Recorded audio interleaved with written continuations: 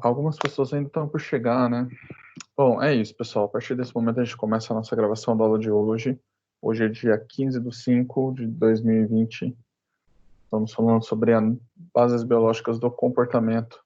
Eu vou passar com vocês as vistas de prova da disciplina de análise experimental do comportamento e bases biológicas do comportamento, rapidinho, só para a gente deixar o gabarito e fazer um tiratenho, assim, de quem viu, quem não viu.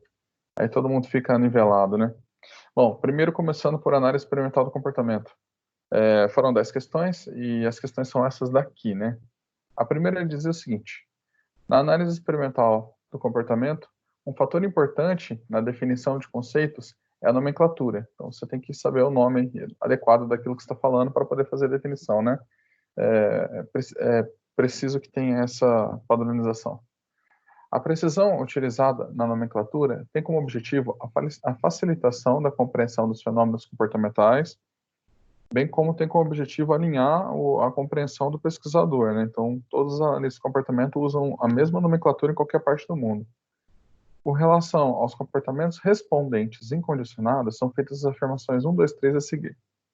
Então, estou falando desses comportamentos aqui, né? Os reflexos inatos, ou ainda respondentes incondicionados, que diz respeito àqueles comportamentos que respondem ao ambiente e que são que não precisam de condições para que isso aconteça, né? Então, são inatos. Primeiro, comportamentos respondentes incondicionados também podem ser chamados de comportamentos reflexos inatos? Sim, é verdade. Então, é verdadeiro. Segundo, comportamentos respondentes incondicionados também podem ser chamados de reflexos aprendidos? Não podem ser chamados de reflexos aprendidos, né? Comportamentos respondentes incondicionados podem também ser chamados de comportamentos operantes? Também não. Não é aquilo que opera. Fica, portanto, a primeira verdadeira, a segunda e a terceira falsa. Alternativa C, onde vocês era aleatório, né? Então, verdadeiro, falso, falso. Segunda, de acordo com a visão da análise experimental do comportamento, a respeito das relações operantes de reforçamento positivo, são feitas as afirmações 1, 2 e 3 a seguir. A1. Comportamento operante é aquele que produz alterações no ambiente. É verdade, ele opera sobre o ambiente, né? Então, essa aqui é uma frase verdadeira. A segunda, comportamento operante é iliciado. Quando diz que ele é iliciado, quer dizer que há uma relação entre estímulo e resposta de tal forma que a intensidade do estímulo controla diretamente a magnitude da resposta. E como vocês viram na aula de ontem, a respeito dos comportamentos discriminados, né, dos operantes discriminados, não é assim que ocorre. Então, não é iliciado. O comportamento operante nas relações de reforço positivo tem a frequência de respostas aumentada pela adição de um estímulo consequente. É verdade, adiciona um estímulo que é benéfico ou apetitivo para o organismo, e então aumenta a frequência da resposta. Fica, então, verdadeiro, falso e verdadeiro. Alternativa A. Isso é errado. Bom, a terceira. Considerando os conceitos de reflexo, estímulo e resposta, para análise do comportamento, assinale as alternativas, ou melhor, assinale a alternativa que apresenta a afirmação correta. Então, as alternativas são: um estímulo específico eliciará sempre uma única resposta com a mesma magnitude, independente de sua intensidade. E não é verdade. Pela lei da intensidade de magnitude, um estímulo específico ele vai eliciar uma resposta sim, mas cuja magnitude seja diretamente proporcional à intensidade do estímulo. Então, essa é errada. A B.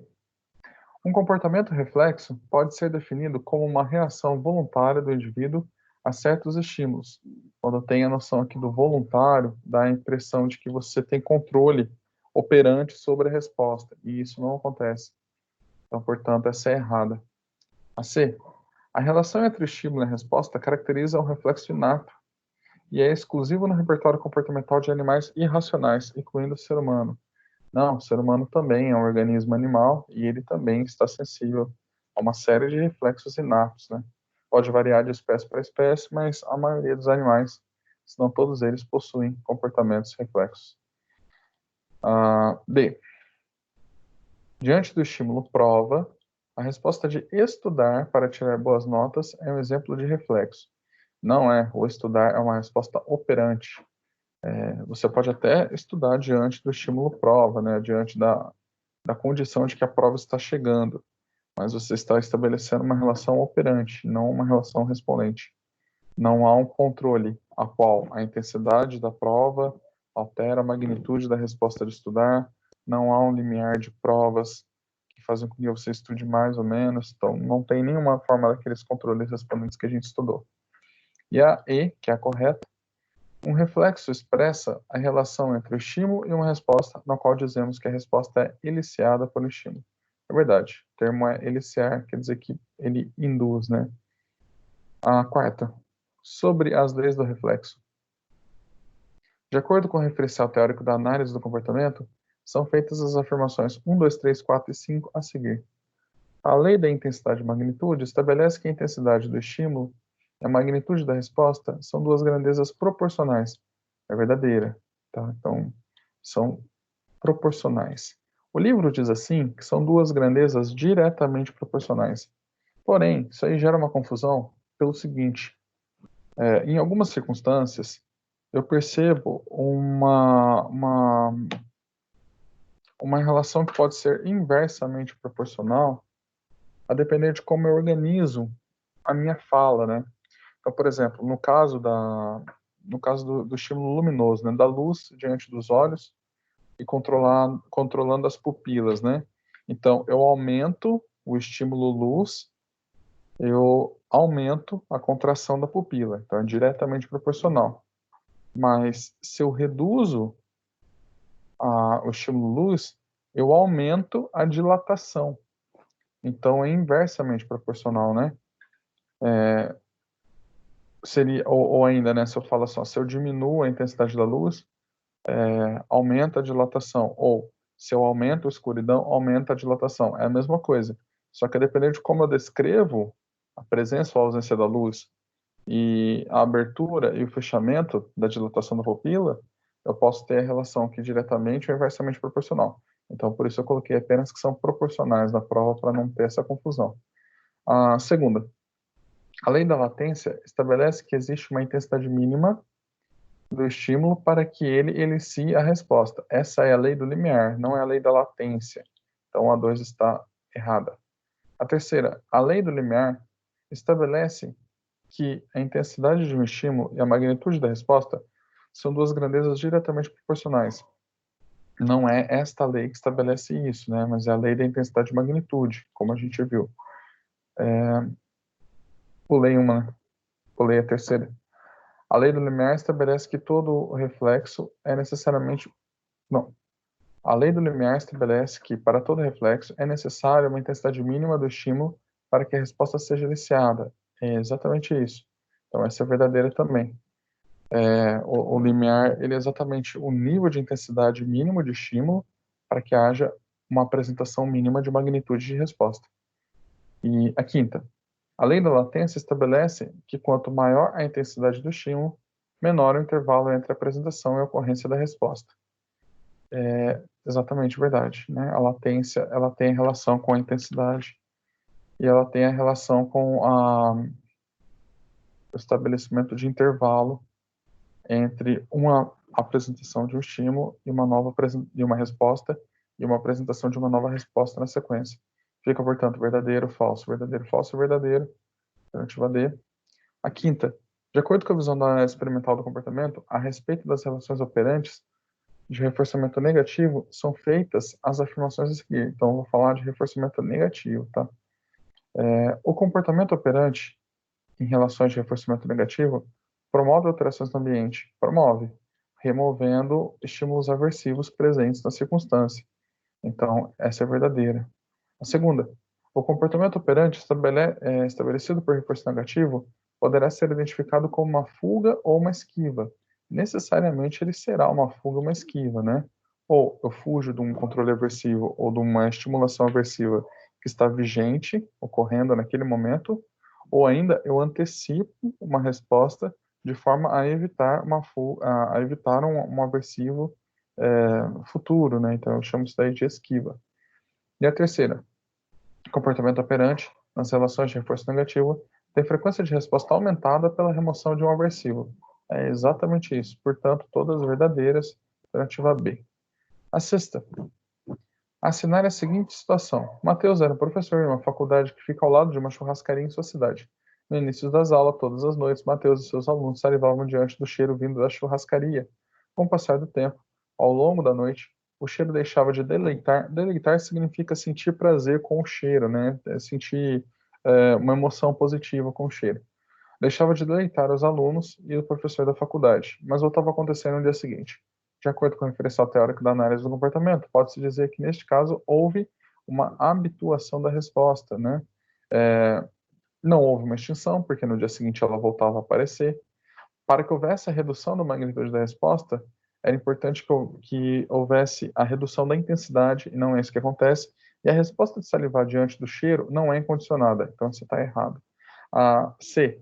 A redução da intensidade da resposta de um operante condicionado está completamente errado, porque a resposta não é medida em intensidade, mas em magnitude, e um operante condicionado ele não pode ser reduzido em magnitude alterando a estimulação antecedente, né? Então, não se trata de um operante, mas é um respondente. E a D, a sensibilização da resposta reflexa condicionada é o efeito contrário a esse, né? Sensibilização é quando eu tenho uma série estimulativa com intensidade pequena, mas a somatória de diversos estímulos com intensidade pequena deflagra uma resposta maior, né? Então, seria o efeito contrário. Eu somo pequenos estímulos e tenho uma resposta. Aqui, no caso, eu coloco o organismo em intensidade constante de estímulo e a magnitude é que decai por uma resposta menor, né? Então, é efeito de habituação. Sensibilização seria o contrário. A sétima, de acordo com o referencial teórico da análise experimental do comportamento, sobre o uso da punição positiva, conforme o controle do comportamento, analisa as proporções a seguir. Na punição positiva, é importante sempre lembrar que há um efeito colateral relacionado ao controle respondente, né? Os estímulos aversivos, tal como ontem a gente falou na aula de discriminação, que os estímulos antecedentes e os consequentes controlam aspectos emocionais, nos efeitos da punição, onde estão envolvidas estimulações aversivas, esses controles emocionais eles vão aparecer também, eles vão estar presentes também. Então, pensando nesse caso, eu tenho as seguintes afirmações, né? Um dos efeitos colaterais que é gerado está associado à eliciação de respostas emocionais negativas. É verdade, a consequência aversiva ou a estimulação aversiva, ela pode estar relacionada à eliciação de respostas emocionais negativas como subcontingências da contingência principal operante, né? Não pertence à mesma contingência, mas é uma subcontingência. A segunda, na educação infantil, o uso da punição é preferível ao da extinção ou reforço de comportamento incompatível com o comportamento punido. Não é preferível do que o uso da extinção. O uso da extinção ele pode ser aplicado removendo ele pode ser aplicado removendo a consequência, né, que está sustentando aquele comportamento. Então, funcionaria com a redução da resposta. E o reforço de comportamento incompatível com o uso do comportamento punido significa reforçar algo concorrente. Então, por exemplo, se a criança está usando as mãozinhas dela para bater e agredir, né? Então, eu posso punir o comportamento, eu posso também reforçar algo que faça com que ela mantenha as mãos ocupadas, sobretudo na educação especial, e ela não use mais a mão para agredir. Então, ela está preparada para bater, eu posso reforçar algo que seja incompatível com isso, com esse comportamento de bater, dando para ela, por exemplo, uma bola, um brinquedinho, para ela manipular, ainda mais na educação especial, no autismo, né? Porque daí se ela está com a bola na mão, o comportamento de bater não pode ser efetuado, né? Porque ela está segurando ali o objeto. Então, isso que quer dizer reforçar comportamentos incompatíveis com os punidos, tá? Não são incompatíveis com as regras sociais, mas incompatíveis com os punidos, né? É impossível agredir os outros e bater palma ao mesmo tempo. Então, por exemplo, se eu reforço o bater palma da criança, ela ocupa a mão e isso é muito melhor para ela. Eu ensino uma alternativa comportamental Ou ainda uma alternativa social mesmo, né? Ela tá fazendo maior pirraça porque ela tá com sede, e eu pego e ensino para ela, por favor, me dê um copo d'água. E quando ela diz isso, melhora o ambiente. Então, acaba ocupando ali o espaço da resposta. Então, esse é verdadeiro. Quer dizer, isso é falso, é mentiroso, exatamente porque está dizendo que a punição é preferível do que essas outras duas técnicas que são boas, né? Então, isso é errado. O terceiro, é bastante utilizada a punição, né? Ao contrário do reforço negativo, não gera respostas de contra-controle. E não é isso.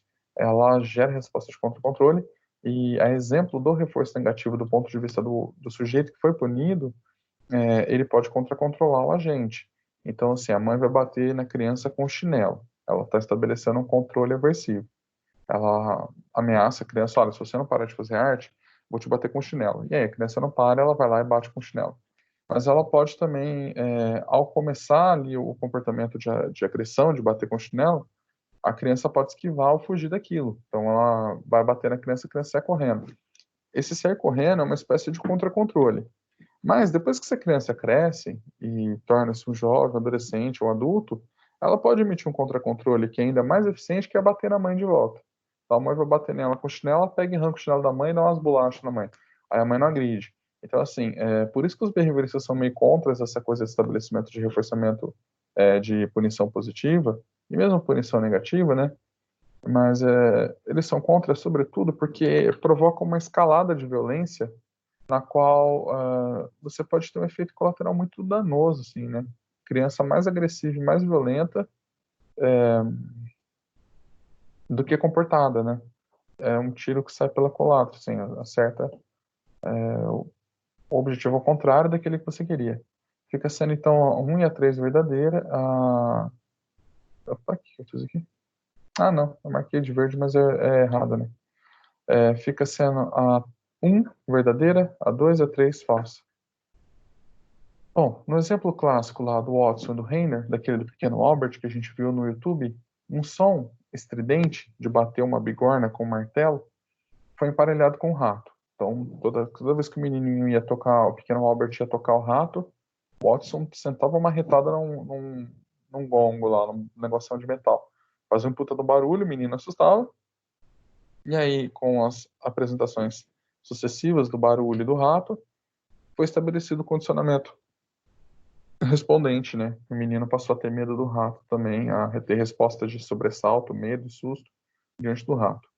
Observou-se que a resposta de medo também era iniciada pela presença de outros objetos felpudos que guardavam semelhanças, né, fisicamente semelhantes ao do rato branco. Então, uma pluma, uma pena branca, uma máscara, uma bárbara do Papai Noel, todos aqueles objetos que poderiam ser felpudos e brancos, né, que pareciam com o rato. E aí o menino se sentia mal, tinha sobressalto, mal-estar diante daqueles objetos também. Apesar desses objetos não terem sido emparelhados com os estímulos incondicionados, no caso com o incondicionado do barulho alto e súbito, né? Nunca foi apresentado em conjunto, mas foi apresentado apenas com o ratinho. E aí então, mesmo que mesmo sem o condicionamento clássico pavloviano, ele ainda respondia. O nome desse efeito é o nome de generalização respondente. O controle de estímulos ele tem uma propriedade extensiva para estímulos que guardam semelhanças físicas. Então, o organismo responde a um contexto estimulativo, né?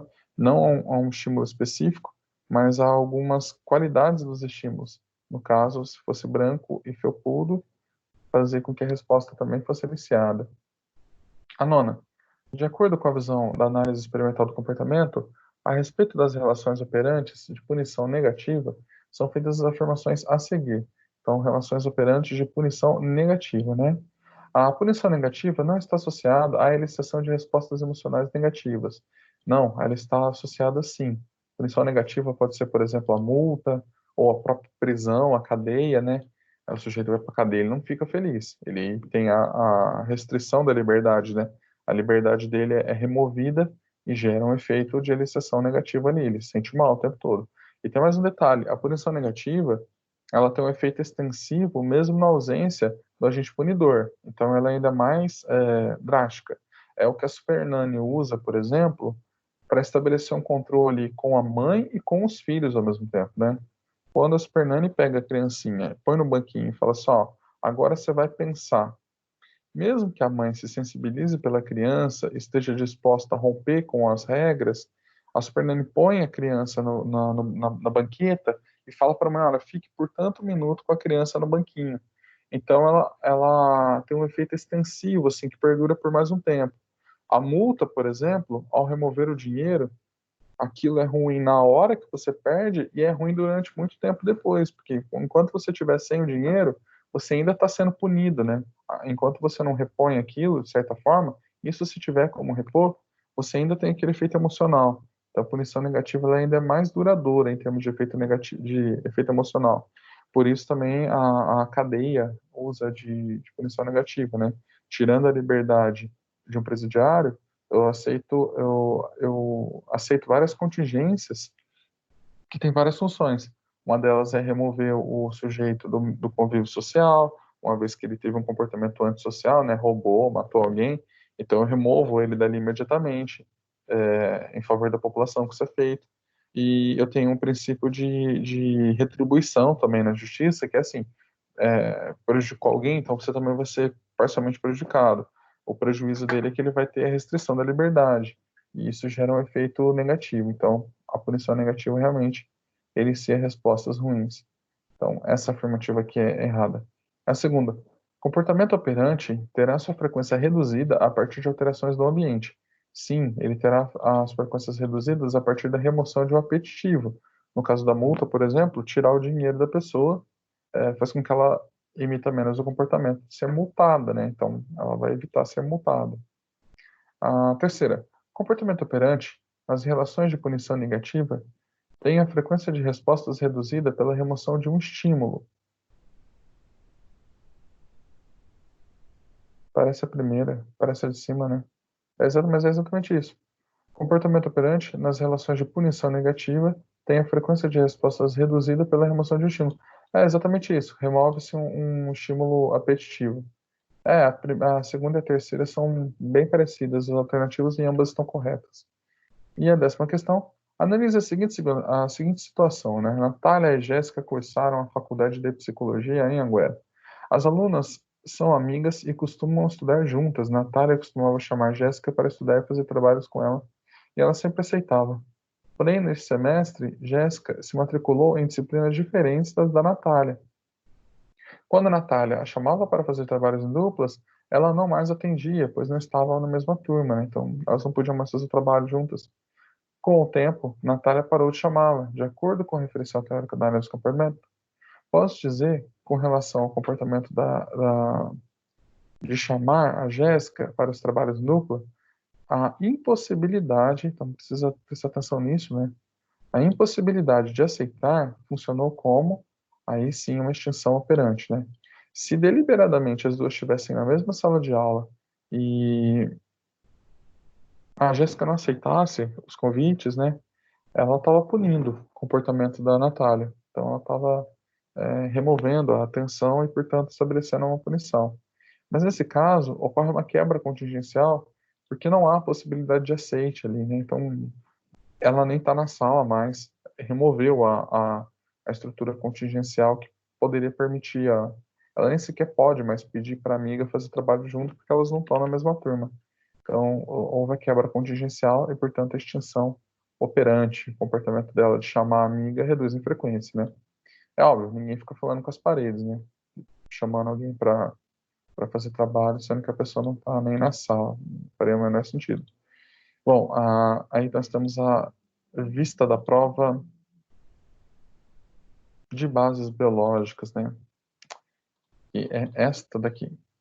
Bom, a primeira questão.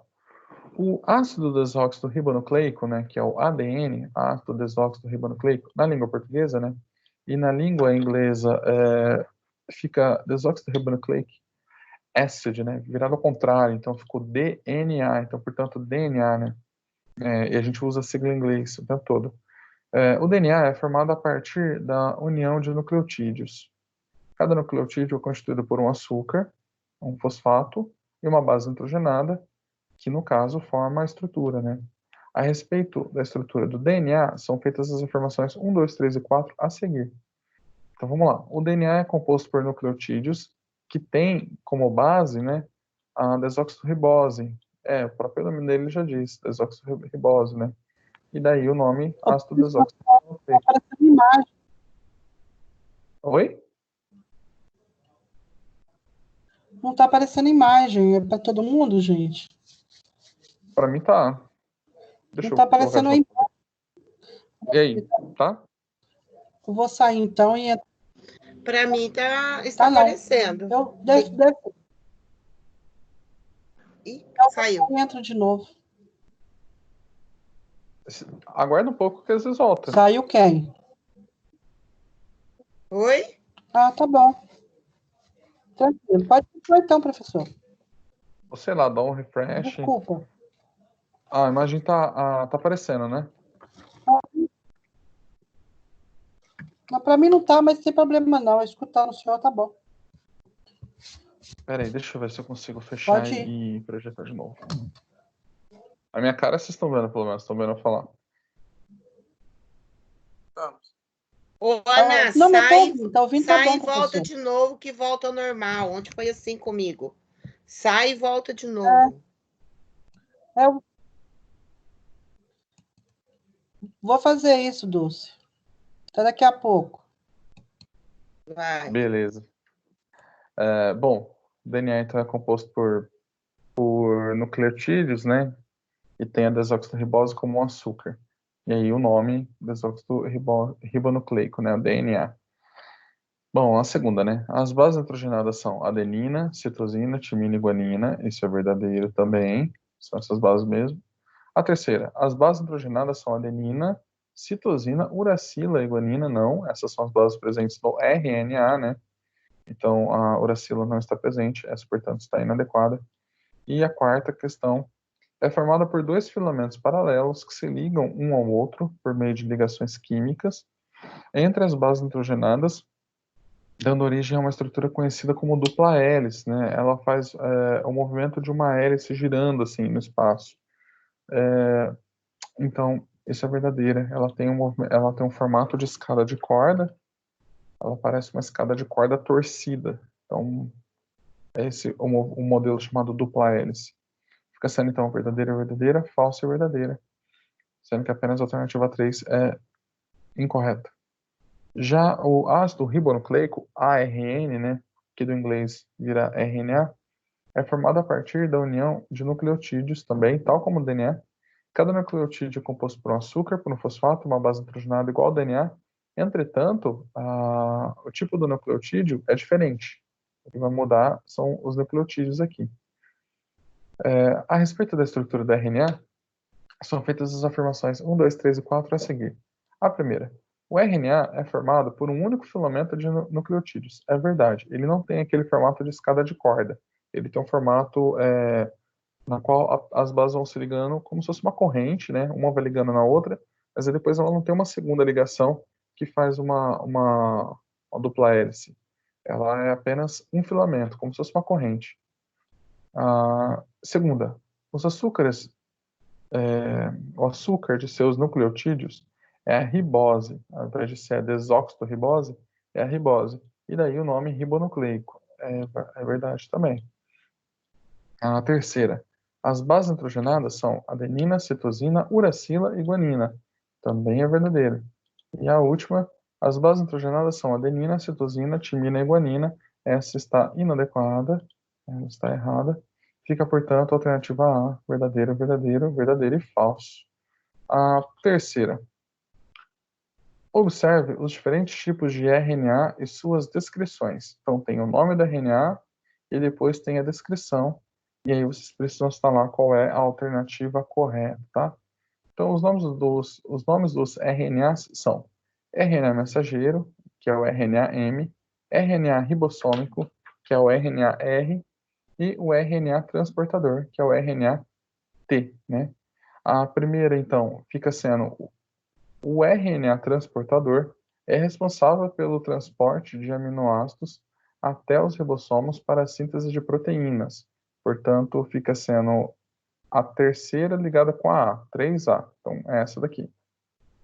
A segunda frase diz respeito à primeira opção, né, que é o RNA mensageiro. O RNA mensageiro transporta a transcrição do DNA dos genes para o citoplasma e a transcrição será decodificada em uma sequência de aminoácidos a partir das trincas, que é chamado processo de transcrição, né, de bases nitrogenadas para os códons. Ele vai transportar e para fora lá ele vai ser lido, né? E aí ele vai ser sintetizado. E a letra C, né, é a segunda opção, o RNA ribossômico.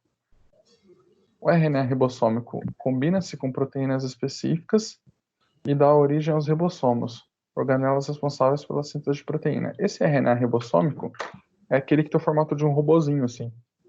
Então ele vai se ligando com o ribossomo e vai fazendo o processo de síntese. Então ele traz o aminoácido, se liga na cadeia polipeptídica e sai. Aí o outro RNA ribossômico vem, traz, se liga e sai. Aí a alternativa correta fica sendo a letra A. A quarta questão. A exemplo das organelas contidas em uma célula humana típica, pode-se citar os ribossomos, retículo endoplasmático e mitocôndrias. Nas demais, vocês vão reparar que eu coloquei estruturas vegetais, né? Então, cromoplasto é uma estrutura que só tem na célula vegetal, não tem na célula humana, né? Os cloroplastos também, leucoplastos, e aqui leucoplastos de novo, tá? Então, coloquei os plastos, que são estruturas relacionadas com a produção da fotossíntese. O ser humano não tem. A quinta questão. Considerando a estrutura bioquímica, a fisiologia e a função celular das mitocôndrias, são feitas as afirmações 1, 2 e 3 a seguir. A primeira. No interior da mitocôndria, há diversas enzimas. Há também um DNA próprio, mitocondrial, um RNA próprio, mitocondrial e ribossomos próprios. Isso é verdade. A mitocôndria é uma organela grande e ela tem vários processos bioquímicos dentro dela ocorrendo, então ela precisa ter uma estrutura funcional para produzir energia através da respiração celular. Então ela realmente tem enzimas próprias, DNA, RNA e ribossomo dentro dela. A segunda. São responsáveis pela respiração celular aeróbia e a produção de energia na forma de ATP, que é a sigla para o trifosfato de adenosina, que é uma molécula grande que vai ser sintetizada, e aí, ao ser utilizada energia, essa molécula é quebrada em ATP mais P, e essa molécula quebrada, ela libera energia no sistema, é onde que a célula consegue funcionar, né? As reações são como se fossem de uma pilha. Então, enquanto a molécula está grande, é como se fosse uma pilha, assim, de controle remoto, né? A hora que você coloca ela para funcionar, ela tem um processo bioquímico que libera energia. E aí, na liberação de energia, a mitocôndria oferece energia para o sistema. A terceira. Na respiração celular, as moléculas orgânicas vindas dos alimentos reagem com o oxigênio proveniente da respiração e produzem gás carbônico, CO2, né, e água. Então, a verdadeira também fica todas elas verdadeiras. Então, portanto, a alternativa A. A sexta. Considere a sequência de nucleotídeos apresentada no filamento molde, que é esse daqui, né, do DNA. E assinale a alternativa que tem correspondência. O que eu preciso lembrar é que quando o RNA ele vai ser o RNA mensageiro vai ser criado no processo lá de transcrição, ele vai sempre ligar um aminoácido antagônico, né, aquele que está no filamento molde. Então, onde tem a timina, ele liga uma adenina, onde tem uma adenina, ele liga um uracil, ou uma uracila, que é a base do RNA, e onde tem uma citosina, ele liga uma guanina. Então, vai ser sempre assim que vai funcionar, né? Aí, alternativa A. As demais são condições intercaladas que estão erradas, né? Então, eu vou trocar ali uma base por outra. Então, por exemplo, nessa aqui eu deixo de lado a uracila. Nessa daqui eu coloco a uracila apenas substituindo a timina, mas sem fazer a reversão. Então, também está inadequada, né? A sétima. São chamadas de mutações estruturais são chamadas estruturais, né? As mutações que ocorrem na estrutura do cromossomo, mas não causam aumento nem diminuição na quantidade de cromossomos. Então, se a nossa célula humana é 2N igual a 23, ela é uma célula diploide com 46 cromossomos no total, o número de cromossomos totais não vai mudar, ela vai continuar sendo 46. Esse tipo de mutação ocorre em nível celular e altera a sequência de bases nitrogenadas do DNA, porque ela quebra a estrutura do filamento do DNA, né, de alguma forma, que pode ser uma dessas três aqui. Observe os diferentes tipos de mutação cromossômicas estruturais citadas, né, e depois relacione com os nomes. Então, eu tenho a deleção, a duplicação e a translocação. A primeira, né, a mutação na qual ocorre a troca de segmentos entre cromossomos não homólogos, né? Então, eu pego um pedaço de uma e troco com a outra, eu faço uma translocação, né? Então, fica sendo a 3 ligada com a frase A, né? A segunda, B. Quando ocorre a perda de uma parte de um cromossomo, então, quando ocorre uma deleção, né? Quando perde um pedaço, deleta um pedaço, é apresentada manifestações clínicas bastante variadas, dependendo dos genes envolvidos e com síndromes que a gente vai estudar ao longo das aulas da apostila, né? E com algumas que vocês, inclusive, já estudaram. Então, a B fica sendo a deleção, portanto, A1 é a B. E a C, quando um segmento de cromossomo se apresenta repetido, ou seja, houve uma duplicação, apareceu e apareceu de novo, né? 2 vezes, portanto, duplicação, resultando com frequência na síndrome do X frágil. Quer dizer, pode resultar em várias condições, dentre elas a síndrome do X frágil. Então, fica sendo a segunda letra C, portanto, a letra A verdadeira. A oitava questão. Considerando os processos de divisão celular, mitose e meiose, o que a gente pode falar a respeito do material genético da célula mãe, que é a originada, e da originada, que é a célula filha, analise as afirmações 1, 2, 3 e 4 a seguir, baseado nisso que a gente pode falar. Então, a primeira. Origina células idênticas à célula-mãe, com a mesma quantidade de material genético. Então, isso aqui está presente na mitose. Vou marcar os que estiverem presentes na mitose de verde. Segunda. Origina células com o cromossomo de cada tipo e, portanto, haploide. Então, isso aqui está presente na meiose, né? Ao invés de ser uma célula diploide, é uma célula haploide no final, resultando em 4 células a partir de uma só. Isso aqui está presente na meiose. A terceira, dá origem aos gametas reprodutivos. Isso aqui é da meiose também. E a quarta, a partir de uma célula, originam-se 4 células filhas. Isso também é da meiose. Considerando as frases que contenham apenas informações referentes à mitose, assinale a alternativa correta. Então, fica sendo apenas a número 1, portanto, a letra A. A próxima questão, né? Fala a mesma circunstância e daí na mesma forma, só que ele pede para analisar então o que Professor, pertence à meiose. Oi. Professor, oi, volta na questão ali em cima, peraí. Ela ficou verdadeiro? Ela ficou verdadeiro, falso? Sobe a resposta aqui da verdadeiro, falso. Ô, professor, não tem 4 células filhas? Na meiose, na mitose não. Ah, tá certo. Tá. Aí, Abaixa aqui. Tá certo. Tá bom, marquei. A próxima questão, ela tem o mesmo enunciado, né? Considerando os processos de divisão celular, mitose, meiose, material genético de cada uma delas, daquilo que vem da célula originária, célula mãe, da célula originada, que é a célula filha, analisa as afirmações 1, 2, 3, e da mesma forma eu vou marcar de verde aquilo que for da mitose e de azul aquilo que for da meiose. Origina células idênticas e com a mesma quantidade de material, todas elas diploide, né? Então isso aqui é da mitose. Origina células com cromossomos de cada tipo, haploide, né? Então ela começa com 46, termina com 23. Então isso aqui reduz pela metade o material genético, uma característica da meiose, né? Dá origem aos gametas reprodutivos, é a meiose que vai fazer isso. E a partir de uma célula originam-se 4 células filhas. também é a meiose.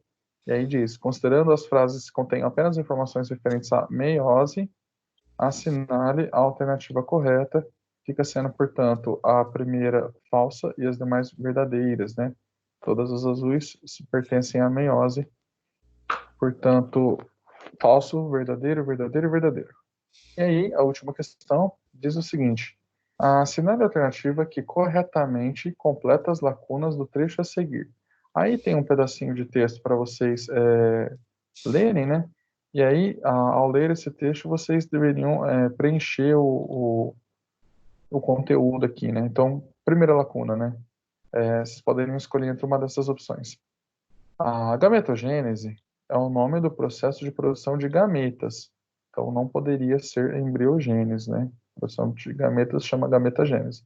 Então, apenas uma dessas três aqui poderia ser verdadeira, baseada nisso. A segunda. Os gametas são células que podem escolher entre haploide ou diploide, né? Então, apenas a alternativa A e B poderiam ser corretas, porque o que preenche aqui adequadamente é haploide, né? E aí, destinadas à reprodução humana. E aí, a terceira, né? Em mulheres ou homens, né? No caso, em homens, o processo é chamado de espermatogênese. Nos homens tem espermatozoide. Então, só a alternativa A estava correta. E a quarta, em mulheres, é chamado de ovulogênese. Então, já sabemos que a alternativa A é correta. E para ambos, ocorre o processo em meiose. Meiose é que faz a divisão das nossas células de gameta, tá? Fica gravado o gabarito, então, na nossa aula. E eu pretendo organizar o YouTube agora no final da uma semana agora. E aí, então, vocês vão ter esse gabarito. Eu recorto o vídeo, coloco assim, gabarito de análise de comportamento, gabarito de bases biológicas. Então, vocês conseguem acompanhar depois para estudar. Bom, o que nós precisamos falar hoje, né? Acho que vocês já viram esse slide aqui, mas só para reforçar a ideia, das nossas aulas ainda, né? Essa disciplina, ela está um pouco atrasada, proporcionalmente às outras, porque a gente tem a unidade 2, e a unidade 3 e a 4 para estudar, né? E nós temos 4 semanas aí pela frente, então eu vou dar uma condensada no material, mas vocês precisam acompanhar por escrito. Eu sei que ele é um pouco difícil, mas tem bastante material disponível na internet, assim, de videoaula, a leitura, então vocês precisam ter o protagonismo, assim, de procurar, e além desse material, vocês podem contar comigo o tempo todo, então, conforme forem estudando as dúvidas, vocês precisam entrar em contato para que nessas nossas aulas online a gente possa fazer um plantão de dúvidas funcional, né? Então, eu pretendo encerrar o conteúdo da unidade 2 ainda hoje, e depois, nas próximas aulas, 14 e 15, eu falo sobre a unidade 3, a aula 16, e a semana que vem eu tento fechar a unidade 4, isso porque os transtornos são simples, são de simples compreensão, assim, mais uma questão de informação do que de compreensão funcional, como era na unidade 1. Na unidade 1 precisava decorar os nomes e entender como funciona. Na unidade 2, unidade 3 e 4, como eu falo de síndromes, basta que eu entenda a síndrome e guarde algumas das características dela, né? Então, tranquilo. O mais complicado de compreender nessa disciplina é mesmo a unidade 1. Mas uma vez que vocês entenderem isso bem, funciona legal. Também vou colocar para vocês um trabalho para ser feito, que vai ser entregue lá na semana do dia 8, por via do Microsoft Forms, né? E na semana do dia 15, nós teremos a nossa prova, que para vocês provavelmente vai ser no dia 20, mas a gente precisa guardar o calendário oficial. Mas nós teremos a nossa prova B2. Na prova B2 cai o material do semestre todo, assim, unidade 1, 2, 3, 4. Então, e todas as aulas, né? Então, vocês precisam fazer resumos, estudar toda a matéria. Isto. E aí, deixa eu mostrar para vocês a matéria. Professor, eu não cheguei a olhar ontem e hoje. Você chegou a subir a matéria? Não? Estou precisando tanto assistir suas aulas de novo. Então, eu vou organizar o YouTube agora no final de semana, tá? Jura? Ai, tô precisando tanto rever umas aulas suas. Ajuda muito na hora da leitura, entendeu? Uhum. Então, bacana. Né? é o que dá para fazer, né? Porque esse material ele é pesado, meu computador não funciona legal. Então, Não, tudo bem. Vai fazer eu tô falta lançando agora aos a poucos. gente. Porque eu vou voltando o vídeo e vou Hum, acompanhando. Você perde, né? Você vai rápido, aí eu vou voltando e é muito bom. Tá bom, bacana. tá joia. Bom, pessoal, eu estou abrindo todas as aulas aqui, a partir da unidade 2, para a gente poder se localizar, né? A unidade 1, aula 4, a gente com certeza encerrou, né, para a prova. E aí, então, eu vou passando com vocês passo a passo aquilo que ficar mais em dúvida, a gente vai focando. Mas nós temos um assunto para tratar hoje que diz respeito à característica hereditária dos cromossomos sexuais, né? Então, isso precisa ser tratado ainda hoje, bem como as características relacionadas a- às mutações numéricas, né? Isso precisa ser falado ainda hoje. Bom, na unidade 1, seção 4, nossa web aula falava a respeito da estrutura. Nossa, é pequenininho. Deixa eu carregar de novo.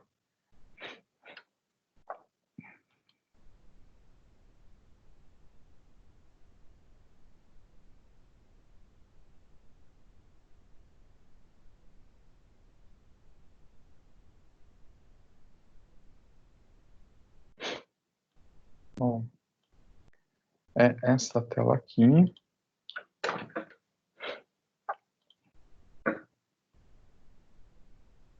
Bases biológicas, né? No final da unidade, então, nós fechamos aquela questão do DNA, RNA, do material, da questão celular, né? E começamos a falar a respeito das possibilidades de síndromes, né? Das mutações. É importante que vocês entendam que são dois os tipos de mutação que vão acarretar nas síndromes, né? Sendo que eu tenho mutação estrutural, quando a própria estrutura do DNA é alterada, ou por deleção, ou por duplicação, ou translocação, um pedaço dela é rompido e outro pedaço é acrescentado, ou simplesmente é subtraído, né?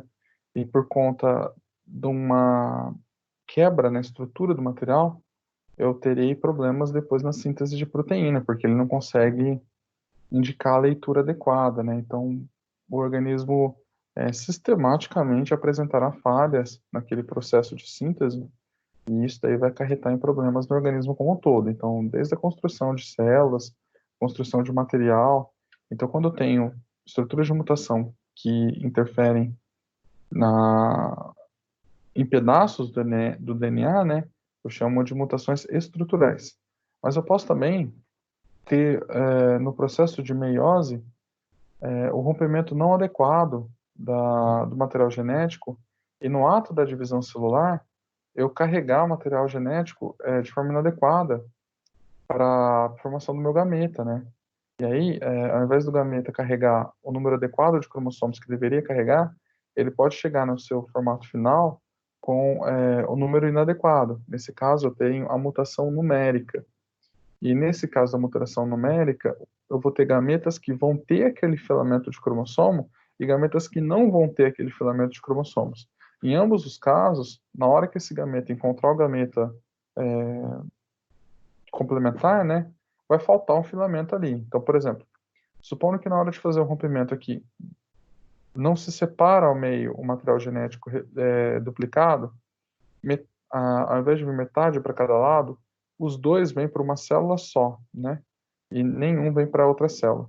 Se essa célula aqui for fecundada, supondo que seja um óvulo, esse ser humano vai ter 3 filamentos. Então, ao invés de ter uma célula diploide 2N igual a 46, ela vai ter uma célula diploide 2N igual a 46 mais 1, 47. Então, aquele mais 1 que está sobrando, ele vai trazer uma série de problemas e complicações. E é a respeito desse tipo de mutação que a gente vai conversar daqui para frente, das mutações estruturais e das mutações numéricas, né? Então, as aulas agora vão lidar com esse material. Na aula anterior, nós começamos a falar a respeito das características relacionadas ao quadro de Punnett da, da, das partes dos cromossomos alossômicos, né? Dos cromossomos autossômicos, que são aqueles dos 22 pares que não são dos caracteres sexuais. Hoje, a gente termina de falar sobre aquele assunto, falando a respeito dos caracteres sexuais e das três características de reprodução que podem gerar heranças relacionadas aos cromossomos sexuais. A gente chegou a conversar sobre isso. Eu falei para vocês, mas eu não mostrei o quadro de Planet, né? Como ficava. A gente parou nesse ponto, não foi isso? Me lembra, por favor? Nós chegamos a ver o quadrinho com os cromossomos sexuais? Você fez, sim, você fez. Lembra que eu ainda perguntei para você de onde que vinha o... Ah, não, esse não. A gente fez o... Não, esse mesmo. Não, esse não, a gente fez o anterior. Nós falamos dos autossômicos, né? Com A, azão e azinhas. É isso? Tirei a dúvida. Para a direita. A gente falou lá, eu fiquei em dúvida de onde que descia um, e aí você explicou novamente. Isso. Beleza. Então a gente falou a respeito da condição autossômica, que é o seguinte, se vocês olharem, deixa eu pegar um cariótipo humano aqui para eu colar nesse Word, rapidinho, que daí eu consigo mostrar para vocês da onde que está saindo o que eu estou falando, né? E é isso daqui, ó. Tá aqui, uma figura de um cariótipo, tá bom. Essa figura aqui, ó, pessoal. Não é essa. Esta aqui. Deixa eu colar. Isso aqui. Esse aqui é um cariótipo humano, né? Quer dizer, pegaram uma célula humana, extraíram o material genético dela e olharam no microscópio, e o resultado é que foi possível ver os cromossomos, e depois de olhar para os cromossomos, eles foram pareados lado a lado, né? Você recorta ali o material e pareia lado a lado. Você tira uma foto do material genético espalhado assim, aí você recorta e pareia lado a lado para poder ver como que está sendo feita a organização. Então, quando eu falo que são 46 cromossomos, o que eu estou considerando é contando cada fitinha de DNA, uma por uma. Se eu contar, cada fitinha tem 46 no total. E são 23 pares, porque elas se organizam de 2 em 2, né, com o mesmo tipo. Então, são 22 autossômicos, que são as características que vão do tipo 1 até o tipo 22, e para essas características aqui, eu uso esse quadro de Planet aqui, com azão, azinha, etc. Isso funciona quando eu tenho um gene para uma característica, uma relação 1 para 1. Se eu tiver características que são multifatoriais, eu já não consigo fazer esse quadro aqui com essa exatidão, né? Então, as características elas são bem marcadas e bem determinadas. Mas características de personalidade, por exemplo, temperamento, probabilidade de transtornos mentais, isso não dá para fazer com essa clareza aqui. Não dá para fazer com essa clareza. Então, a gente vai ver isso na unidade 4, né? E tem uma situação muito específica, que é quando eu estou falando a respeito desse parzinho aqui, que é o par de número 23, que é o par X e Y, né? No caso das mulheres, tem duas fitinhas iguais, desse tipo X. No caso dos homens, tem duas fitinhas diferentes, uma X e um Y. Esse cariótipo, portanto, é o cariótipo de um homem, né? E exatamente por eles serem diferentes, aquela correspondência do gene, né? Aquela correspondência de genes homólogos não vai estar presente. Deixa eu colar uma figura para vocês dos genes homólogos para eu poder lembrar a ideia do que eu estou falando, né? Que é isso daqui, ó. Os genes, além de estarem organizados por tipos de cromossomos, eles também têm estruturas homólogas. Então, assim, um pedacinho dele específico, né? Ele faz ligação com outro pedaço específico, e aí então eu consigo colocar os alelos, que são os pares, né, relacionados. No caso desse cromossomo sexual aqui, ó, como ele é diferente do outro, os alelos, eles não são relacionados. Então eu vou ter uma característica específica, que é chamada herança relacionada ao cromossomo sexual, tá? Acima do centrômero do cromossomo, ele até funciona como se fosse um alelo, porque ele é igual de fato, né? Então daqui para cima, quando eu tiver alguma característica, eu vou usar dessa forma aqui. Mas daqui para baixo, como eles são diferentes, eu tenho outra forma de fazer a genética, né? No caso das mulheres, a expressão é igual, como se fosse um autossomo, como se fosse um dos outros cromossomos normais, assim, que não sexuais, né? Do 1 ao 22. Isso porque as mulheres têm 2x e aí eles são iguaizinhos, eles têm a relação.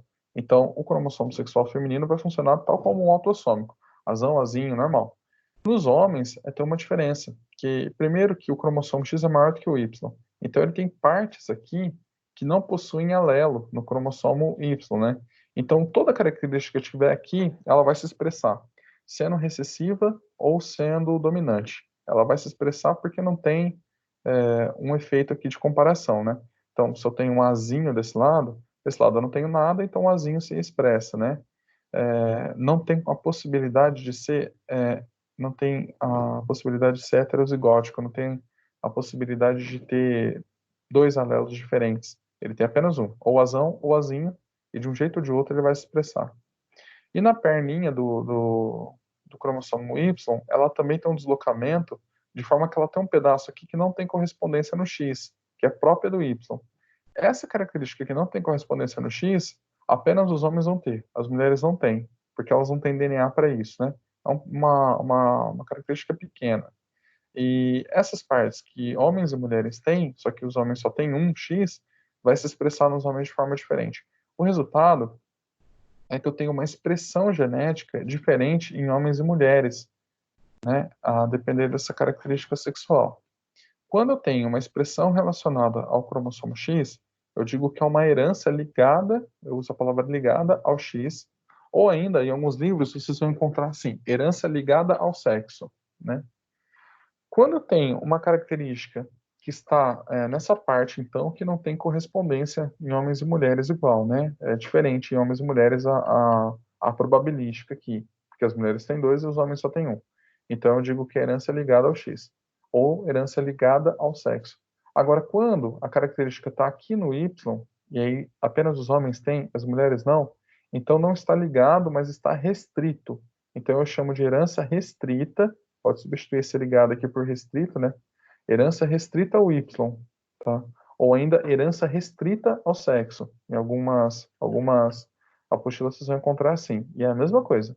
Herança restrita ao sexo. Quer dizer que apenas o sexo masculino tem, apenas os homens têm. E ainda tem uma característica que, por conta da própria formação de homens e mulheres, por conta da própria estrutura física de homens e mulheres, ela vai se expressar de forma diferente, né? Então eu digo que é característica influenciada pelo sexo, né? São a herança influenciada pelo sexo. Então eu tenho 3 tipos de heranças sexuais: a herança ligada ao sexo, ou herança ligada ao X, a herança restrita ao sexo, ou herança restrita ao Y, e a herança influenciada pelo sexo, que vai funcionar de formas diferentes em homens e mulheres. Vamos começar do primeiro tipo aqui, que seria a herança ligada, né?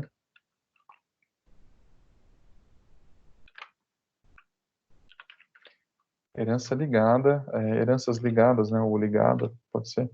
A herança ligada ao sexo, né? Nesse caso da herança ligada ao sexo, eu estou falando do cromossomo X, então pode ser chamada também de herança ligada ao X. Também pode ser esse nome. Como é que funciona? Primeiro, que o meu quadro de Punnett não vai ser mais representado assim. Ele vai ser representado de acordo com o gameta, né? De acordo com a condição do cromossomo sexual.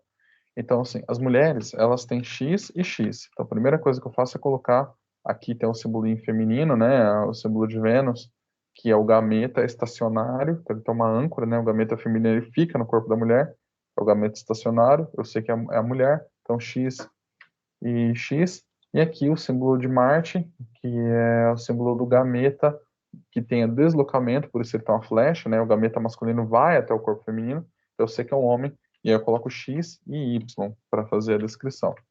Como eu estou falando de uma herança ligada ao X, eu estou falando de uma herança que só está presente no cromossomo X. Então, eu vou representar ela aqui. O azão e o azinho vêm aqui do lado, ao invés de colocar simplesmente, vem aqui do lado. E eu também faço o detalhe que eu coloco ele sobrescrito, assim. Então eu ponho ele pequenininho do lado do X. No Y não tem nada. No Y não tem, porque está falando exatamente daquela parte que no Y não tem correspondência. Então os homens não têm nada no Y. E aí quando eu cruzo esse quadro de Punnett, eu cruzo daquela forma que vocês bem viram na aula passada. Todos os gametas masculinos eles vão para baixo, os femininos vão para a direita. Então aqui, o Y, o pai só vai poder passar para os filhos o Y. Então, isso aqui. Nesse caso, o pai só vai poder passar para as filhas esse aqui, né? Deixa eu pintar de azul os cromossomos do pai, né? Depois eu pinto de rosa os cromossomos da mãe para fazer aquela observação.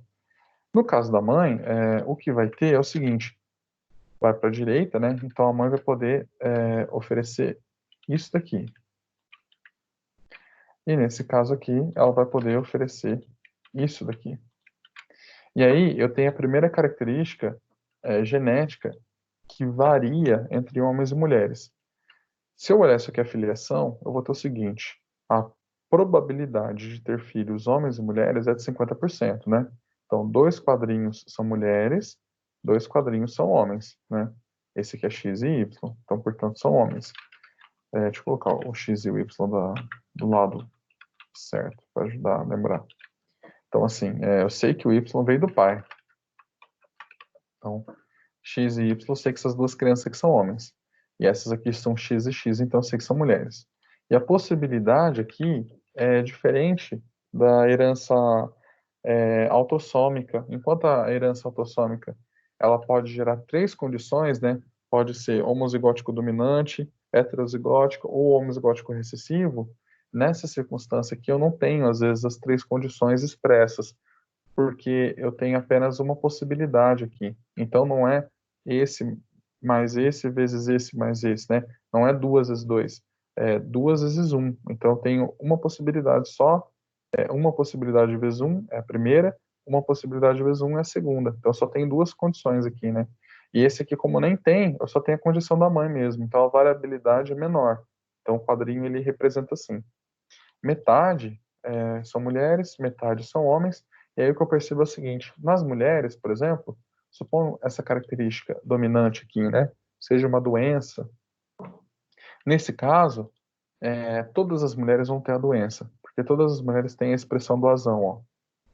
Mas apenas metade dos homens vão ter a doença, porque esse cara aqui vai pegar o gene da mãe, que a mãe não expressa.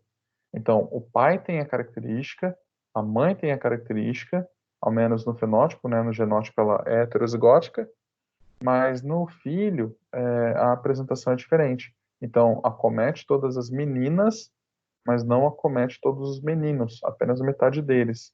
Então, a herança ligada ao sexo, ela tem uma distribuição diferente entre homens e mulheres.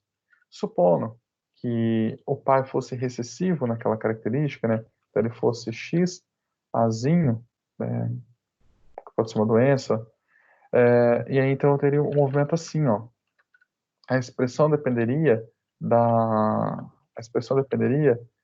mãe. Então, o pai vai poder oferecer o Xazinho. Então, nesse caso, essa filha teria aquilo expresso e essa filha não teria, né? E aí a probabilidade fica mais ou menos igual. Metade, metade, né? Se o casal tiver um número de filhos considerável, eles vão ter mais ou menos o mesmo número de homens, mais ou menos o mesmo número de mulheres, com mais ou menos a distribuição, né? Aqui é probabilístico. Pode ser que o casal tenha 10 filhos, os 10 nasçam homens e todos com essa chance aqui. Mas em termos probabilísticos, é 1/4 de chance de ser homem sem a doença, 1/4 de chance de ser homem com a doença, 1/4 de chance de ser mulher com a doença e 1/4 de chance de ser mulher, né? Metade dos filhos não vai ter, metade dos filhos vai ter, por causa do azão. Então, fica expressado. Se a mãe tiver, vai acontecer isso também. Agora, tem um detalhe que é o seguinte, se a mãe não tiver e o pai tiver a determinada doença que é dominante, aí então a distribuição é que nenhum filho pode ter, porque ele vai herdar o X da mãe, né? Então nenhum filho vai poder ter e todas as filhas terão, porque elas vão herdar o A do pai. Então tem doença que passa de pai para filha, mas não passa de pai para filho, né? Então, se a mãe não tem aquilo e ela é duplo recessivo, mas o pai tem, todas as meninas vão ter, mas todos os homens não vão ter. Então, essa herança ligada ao sexo, ela tem essa distribuição diferente, exatamente porque o tipo do material genético é diferente, né? Os cromossomos, eles não têm os alelos aqui correspondentes, então a expressão é diferenciada. Como o X dos meninos vem da mãe e a mãe não tem, então eles serão saudáveis. E como o X dominante veio do pai nas meninas, todas as meninas terão aquela característica. A filha vai parecer o fenótipo com aquela característica do pai e não da mãe, né? E os filhos vão aparecer o fenótipo, a característica da mãe e não do pai, né? Essa relação, né? E aí, na próxima geração, esses meninos aqui vão ter todas as possibilidades de que a filha seja igual à avó, à avó paterna, né? Exatamente porque eles só vão poder passar esse tipo de gene.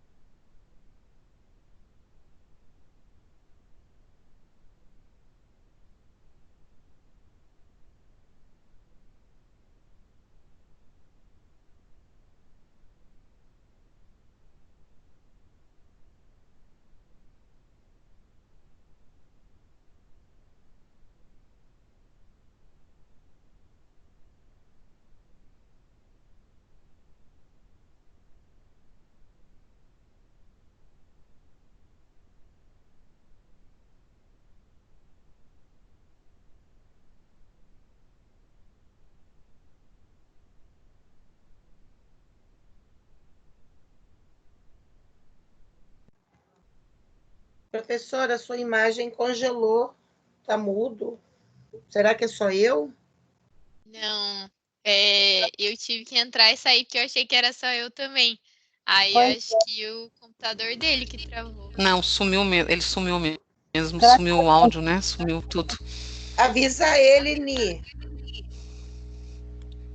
Vou. Mas ele Então, consegue ver. Mas ele consegue ver. Lembra aquele dia que eu comentei? Ele falou: eu consigo ver aqui porque ele mostra aqui no computador para mim que tá sem áudio nem nada.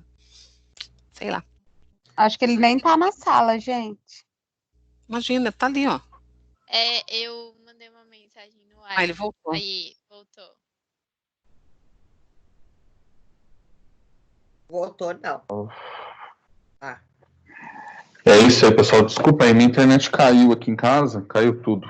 Mas acho que dá para a gente continuar só encerrando essa parte, pelo menos, que é mais importante. Bom, eu acho que como caiu de uma vez, vocês acompanharam até onde eu estava falando. Então, qualquer coisa, vocês vão me perguntando que eu volto a falar, tá? Mas estão me ouvindo bem normal, né? Tranquilo. Bom, é o seguinte. Nesse caso da herança ligada ao sexo, caso a genética ali que vai acometer, né, a característica, ela seja recessiva e não dominante, eu posso ter a seguinte circunstância. Caso a mãe ela tenha a dominância, ela pode não expressar aquilo, e caso o pai tenha a recessividade, ele pode expressar aquilo. Mas como a genética dos filhos homens, eles vão depender da genética da mãe, então nesse caso, os filhos não vão ter se apenas o pai tiver, né? E as filhas, elas podem ter aquilo a depender da genética da mãe. Se a mãe for heterozigótica, como aqui nesse caso, então metade das filhas vão ter e metade das filhas não vão ter. E aí os filhos também, metade vão ter, metade não vão ter a característica, embora o pai também tenha. Agora, se a mãe também for dupla dominante, e a característica está ligada ao recessivo aqui, né? Então, nenhuma das crianças vai ter, e nenhum dos filhos vai ter também, embora o pai tenha a característica recessiva, né? Nenhum dos filhos vai ter, nenhuma das meninas vai ter, mas os netos podem ter, porque daí a genética das filhas vai ser heterozigótica, né? Azão, azinho, e aí os netos desse casal podem ter apenas das meninas, das filhas mulheres, podem ter netas com a característica que o pai tinha. Mas dos homens não tem, porque o fator advém da mãe, né? Então, XA. Então, nesse caso, não vai ter. Bom, essa é a característica, então, da herança ligada ao sexo.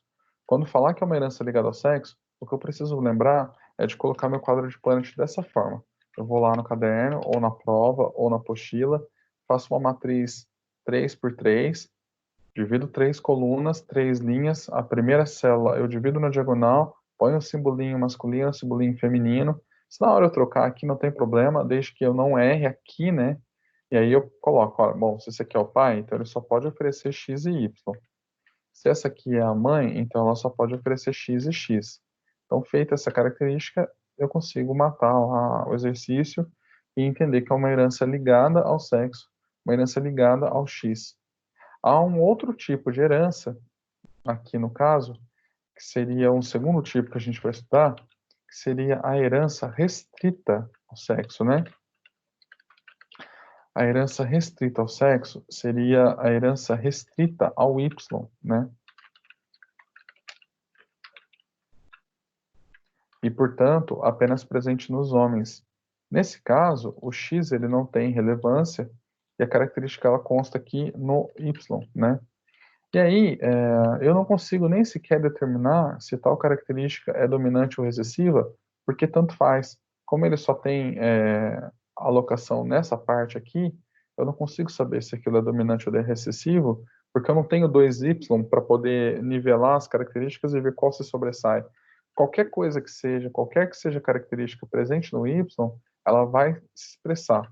Então, não preciso nem colocar azão ou azinho, porque tanto faz, ela vai se expressar de qualquer forma, e o resultado é que vai ser o seguinte, os homens, eles só vão passar o X para as mulheres, e como não tem aquela característica no X, nenhuma das filhas vai ter aquela característica, né?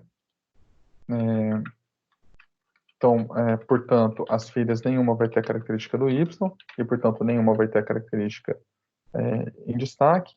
E da mesma forma, as mães, elas vão passar o X para os filhos, mas o pai vai passar o Y. Então, todos os filhos vão ter aquela característica. É uma herança que passa de pai para filho, e apenas de homem para homem, não passa para mulheres. Um exemplo dessa herança, que a gente pode até, sei lá, para mim, não é uma herança muito agradável. E, aliás, eu nem gostaria de ter, ainda bem que meu pai não tem, que é a herança de pelos na orelha, né? Mas não é, tipo, pelinho, assim, como alguns homens têm, não. É pelo mesmo, real, desse jeito aqui. Essa herança é uma característica desse tipo. Característica restrita ao Y. Só homem tem isso. E passa de pai para filho. Em alguns países lá do Sudeste Asiático, na Índia, inclusive, eles entendem que isso aqui é um sinal de pertencimento, né? Como o pai passa para o filho, é um sinal lá de pertencimento. Então, eu tenho, meu filho também tem, é um traço de família. Ainda bem que eu não tenho esse traço de família, viu? Porque, ó, eu já nasci feio. Se eu tivesse aqui, ia ficar bem zoadão. Mas é isso, né? Pelo nas orelhas é um exemplo. Por exemplo, as mulheres nunca vão ter. A filha desse cara aqui não vai ter. Porque isso aqui é alocado naquele gene Y, né? Só passa de homem para homem. E nem os netos vão ter também. Se esse cara tiver uma filha, e aí depois ele tiver um neto, e o pai do marido da filha não tem, então o marido da filha também não tem, e o neto também não vai ter. Então, encerrou ali, a característica não passa, ela só passa de homem para homem, e aí, portanto, não haverá, né? Essa característica restrita ao sexo é a mais simples de compreender, porque como ela está restrita ao Y, né? Só passa de homem para homem. Ela é simples assim. A ligada ao sexo era um pouco mais difícil de entender, porque os resultados são variáveis, né? A depender de como está disposta a condição ali. Mas aí, o que eu preciso lembrar é que nas características sexuais, as heranças elas não são iguais para homens e mulheres, elas se distribuem de forma inadequada, né? E aí, por fim, tem um terceiro tipo, que seria a herança influenciada pelo sexo, né? A herança influenciada pelo sexo, ela pode, inclusive, nem estar presente nos cromossomos sexuais. Ela pode estar presente nos cromossomos autossômicos, né? Naqueles 22 pares autossômicos. E ela é chamada herança influenciada pelo sexo exatamente porque ela vai se expressar de forma diferente em homens e mulheres. Então, como é que eu faço o quadro de Punnett dela? Primeiro que eu considero a característica de azão e azinho normal, né? Dessa forma, não ponho X e Y. E daí eu faço a análise, mas ela precisa ser uma análise condicional. Então, nesse caso aqui, por exemplo, a distribuição dos filhos, ela vai ser bem característica. Vai ser todo mundo dominante com aquela característica lá, né? Então, eu vou colocar eles heterozigóticos, de forma que a mãe apresente o fenótipo e o genótipo assim, e o pai também. E aí, eu vou ter uma situação mais ou menos desta forma, né? O pai, ele vai poder oferecer azão e azinho, a mãe vai poder oferecer azão e azinho também, né? Só que a expressão vai ser diferente. A exemplo dessa característica influenciada pelo sexo, eu tenho a calvície, ficar careca. Isso se manifesta diferente em homens e mulheres. A calvície, ela pertence a um gene dominante, mas ele é dominante nos homens e ele funciona como se fosse recessivo nas mulheres, tá? Da seguinte forma: os homens vão expressar a calvície com apenas um azão, então ele já tem a calvície. Se for azão, ele tem a calvície, né? E ele só não terá a calvície se ele for azinho. E as mulheres só vão expressar a calvície se elas forem azão. Se elas forem azinho, elas não expressam a calvície. E se for azinho, também não expressa. Então, nessa genética, nessa herança influenciada pelo sexo, a mesma característica vai se expressar como se fosse dominante em homens e como se fosse recessivo em mulheres. Isso porque os fatores hormonais de homens e mulheres são diferentes. E esses fatores hormonais, eles influenciam na expressão desse gene. Então, por exemplo, a testosterona, ela é tóxica e ela acaba matando o bulbo capilar dos homens. Como os homens têm mais testosterona que as mulheres, eles vão perder o cabelo com mais facilidade, né? Então, os homens, eles vão intoxicar ali o bulbo capilar e vão ficar carecas, mesmo que eles tenham apenas um A. Então, eu posso olhar dessa forma, que para que seja expressado nas mulheres, há necessidade de que aquela característica seja dupla dominante. E para que seja expressado nos homens, basta que seja um dos genes dominantes. E aí, então, eu vou fazer a seguinte consideração. Eu cruzo o quadro desse jeito e olho para o quadro assim, ó. Olha, caso, né, caso o filho aqui seja uma mulher, o que eu tenho é que 1/4 das filhas mulheres tem chance de nascer calva, ser calva. E 3/4 das filhas não serão calvas. Então, a distribuição é diferente. Caso esses filhos desse quadrinho aqui sejam homens, então eu terei 3/4 calvos, basta ter um azão, e 1/4 não calvo. Então, essa característica da calvície, ela se expressa em homens e mulheres de forma diferente. Os homens têm mais probabilidade, as mulheres têm menos probabilidade. Então, tem mais homens com calvície do que mulheres com calvície. Tem uma circunstância que é a seguinte: caso o pai não tenha calvície, mas a mãe tenha, aí a expressividade vai ser diferente.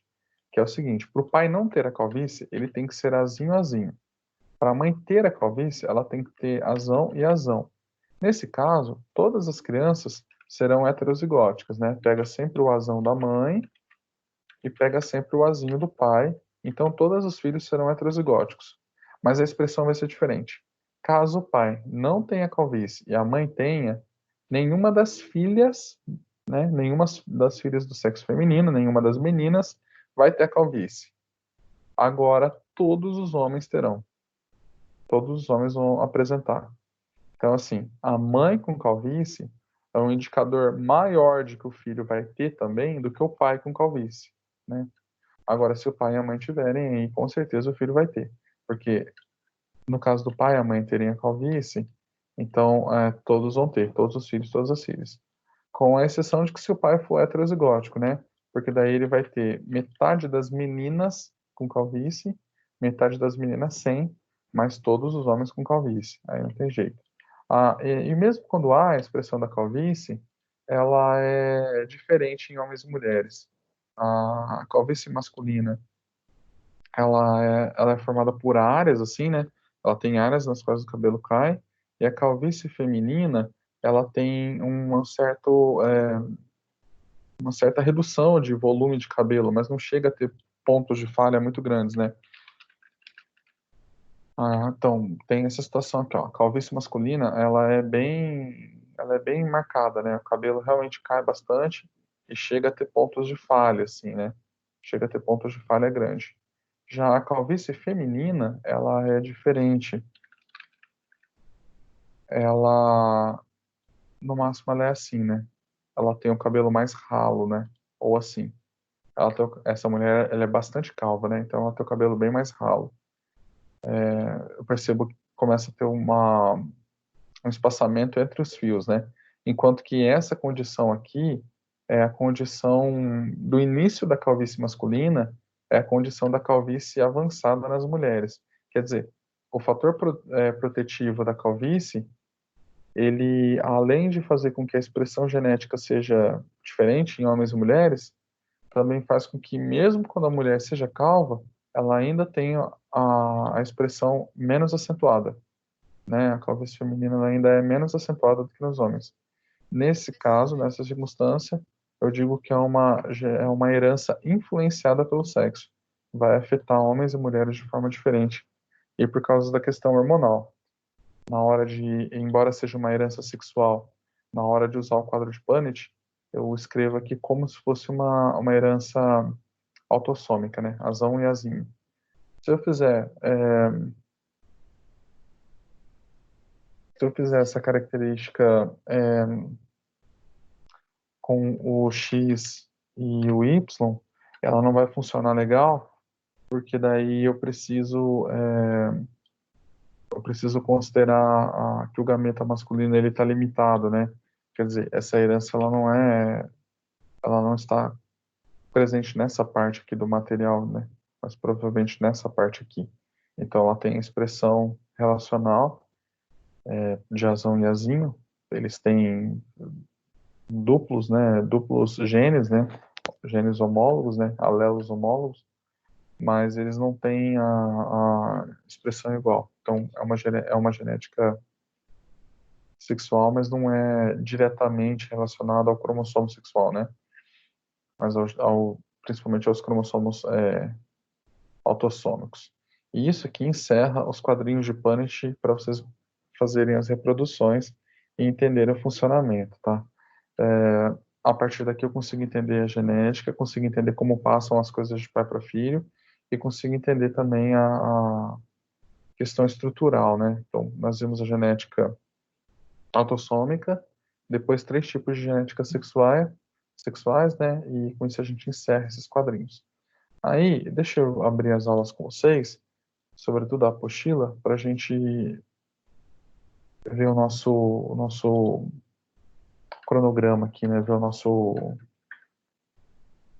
sumário de como estão organizadas as coisas. Ó, então é o seguinte, nós vimos as bases celulares da hereditariedade, lá na primeira aula de tudo, né? Nós vimos as organelas, a estrutura e função das organelas, da própria genética, as alterações das estruturas das funções, então, quando pode acontecer as mutações do tipo estrutural, os cromossomos e a divisão celular. A gente viu isso por fim, mitose e meiose. Agora, a gente viu os padrões de transmissão genética do tipo 1, que são as autossômicas, que a gente viu na aula passada, e hoje o padrão de transmissão genética do tipo 2, que são as genéticas sexuais, que é o que a gente está vendo agora. Aí a gente pode começar a olhar as bases bioquímicas das doenças genéticas, né? E da genética clínica aplicada.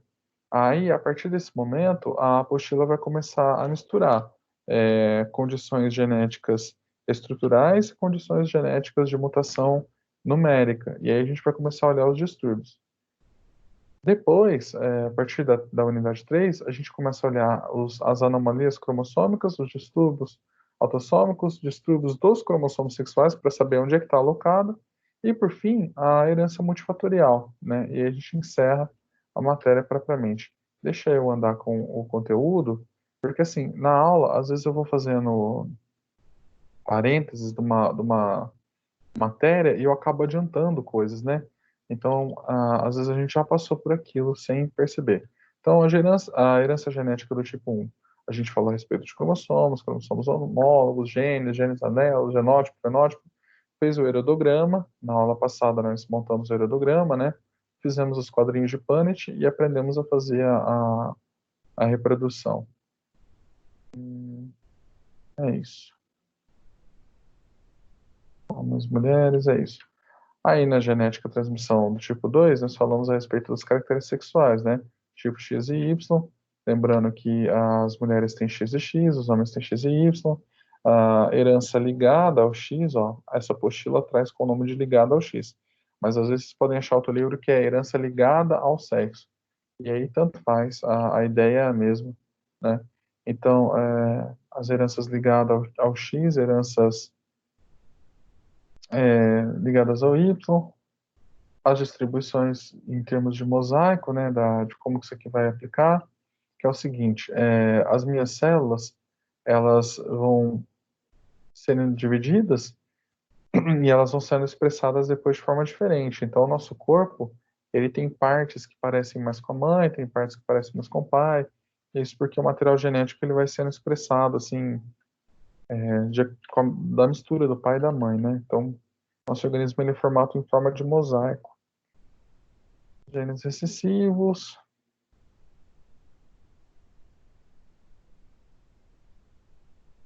Exercício já dá para fazer.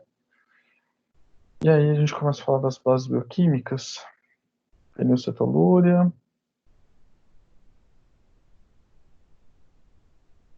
Tá. Então, beleza. Nessa aula de número 3 da unidade 2, a gente tem uma série de síndromes que são ligadas à funcionalidade estrutural do material genético. Então, a fenilcetonúria, ela rompe um pedaço do material genético. Esse pedaço rompido gera uma mutação, né, do tipo de eleição, e essa mutação do tipo de eleição, ela faz com que depois a síntese de determinadas substâncias ela seja inadequada. E aí então eu tenho um nenezinho que vai nascer com problema, né? Aproximadamente a cada 10 mil nascimentos, um nenê nasce com a condição. É um distúrbio autossômico recessivo, né? E a incidência é bastante alta, considerando em termos populacionais. Então, é preciso observar. Aí vocês precisam ler as características da fenilcetonúria, né? E aí a gente conversa na próxima aula a respeito.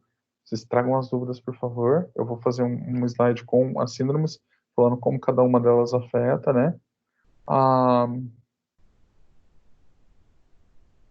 doença do filme O Óleo de Lourenço, para quem já assistiu, é a adrenoleucodistrofia, né? Que ela é ligada ao X, ao cromossomo X.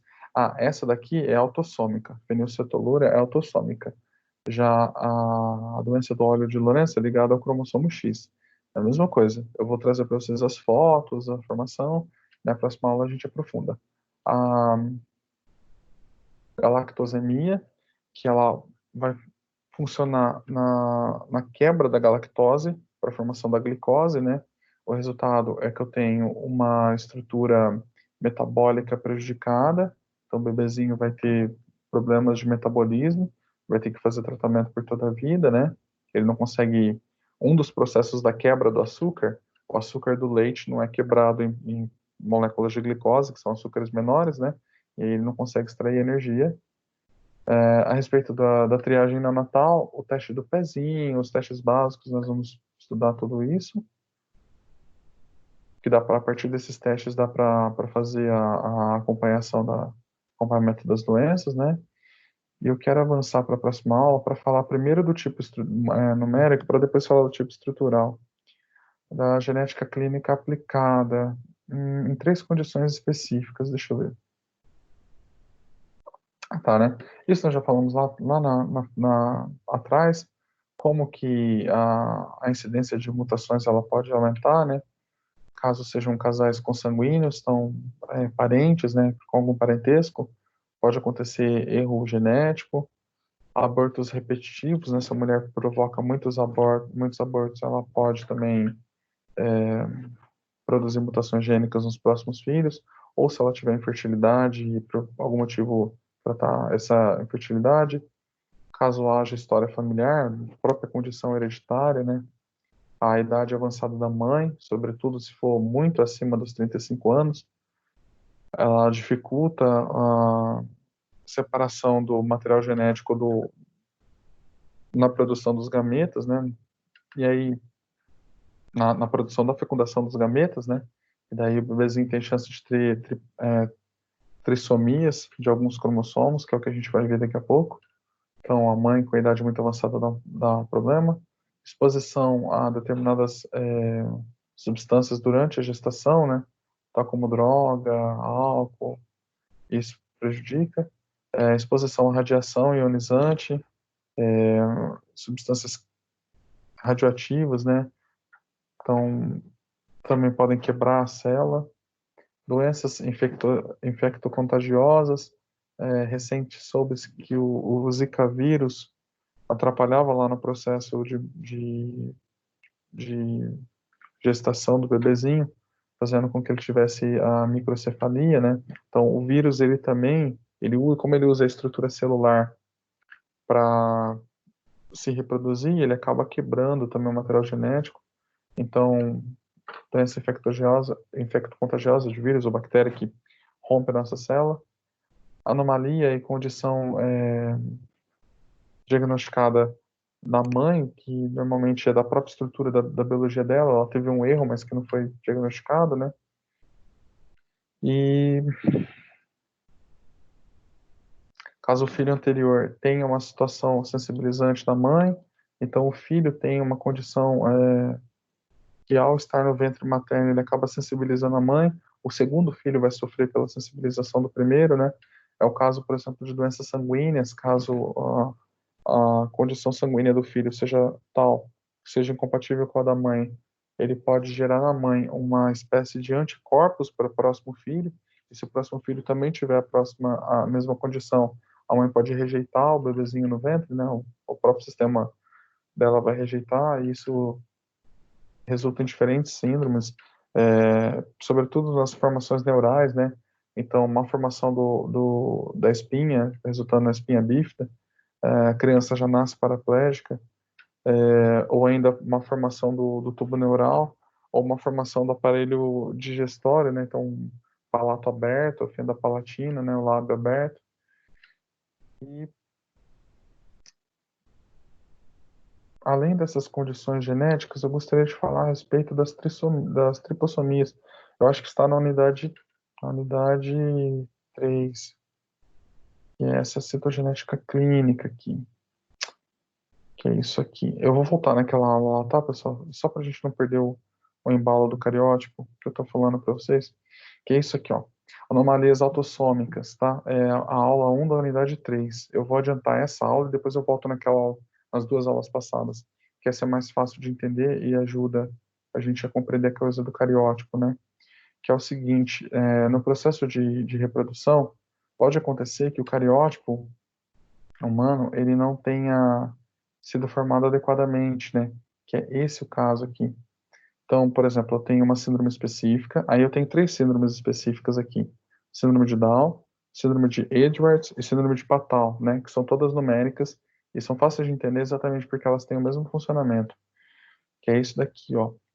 No ato da fecundação, o cromossomo feminino, na formação do gameta, ele não se desligou, né? Então ele é um cromossomo duplicado, preso pelo centrômero dele, e aí ele pega e faz o deslocamento e metade vai para cada célula. Nesse caso, ele não se desligou. E dois vieram para a mesma célula do gameta, para um óvulo, né? E esse óvulo, ele foi fecundado, e ao ser fecundado, o resultado é que um desses cromossomos é do pai e dois são da mãe, né? É mais incidente nas mulheres, porque como a mulher produz um óvulo de cada vez, a probabilidade do óvulo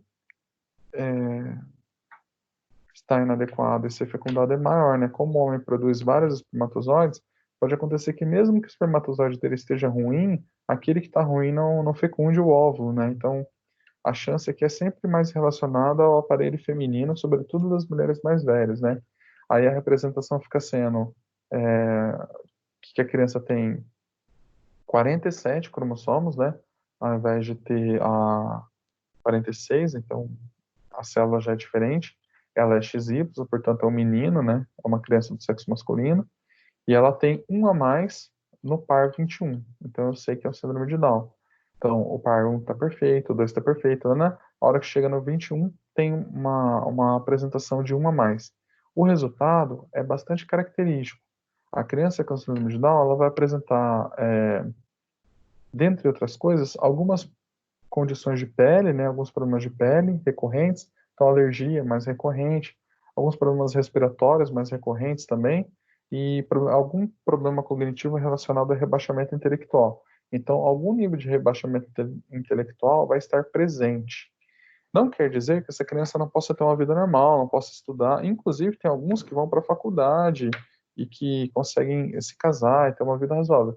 Mas é preciso considerar que, se mesmo na circunstância da síndrome de Down eles conseguiram ir para a faculdade, significa que com a ausência da síndrome de Down, eles conseguiriam ir ainda mais longe.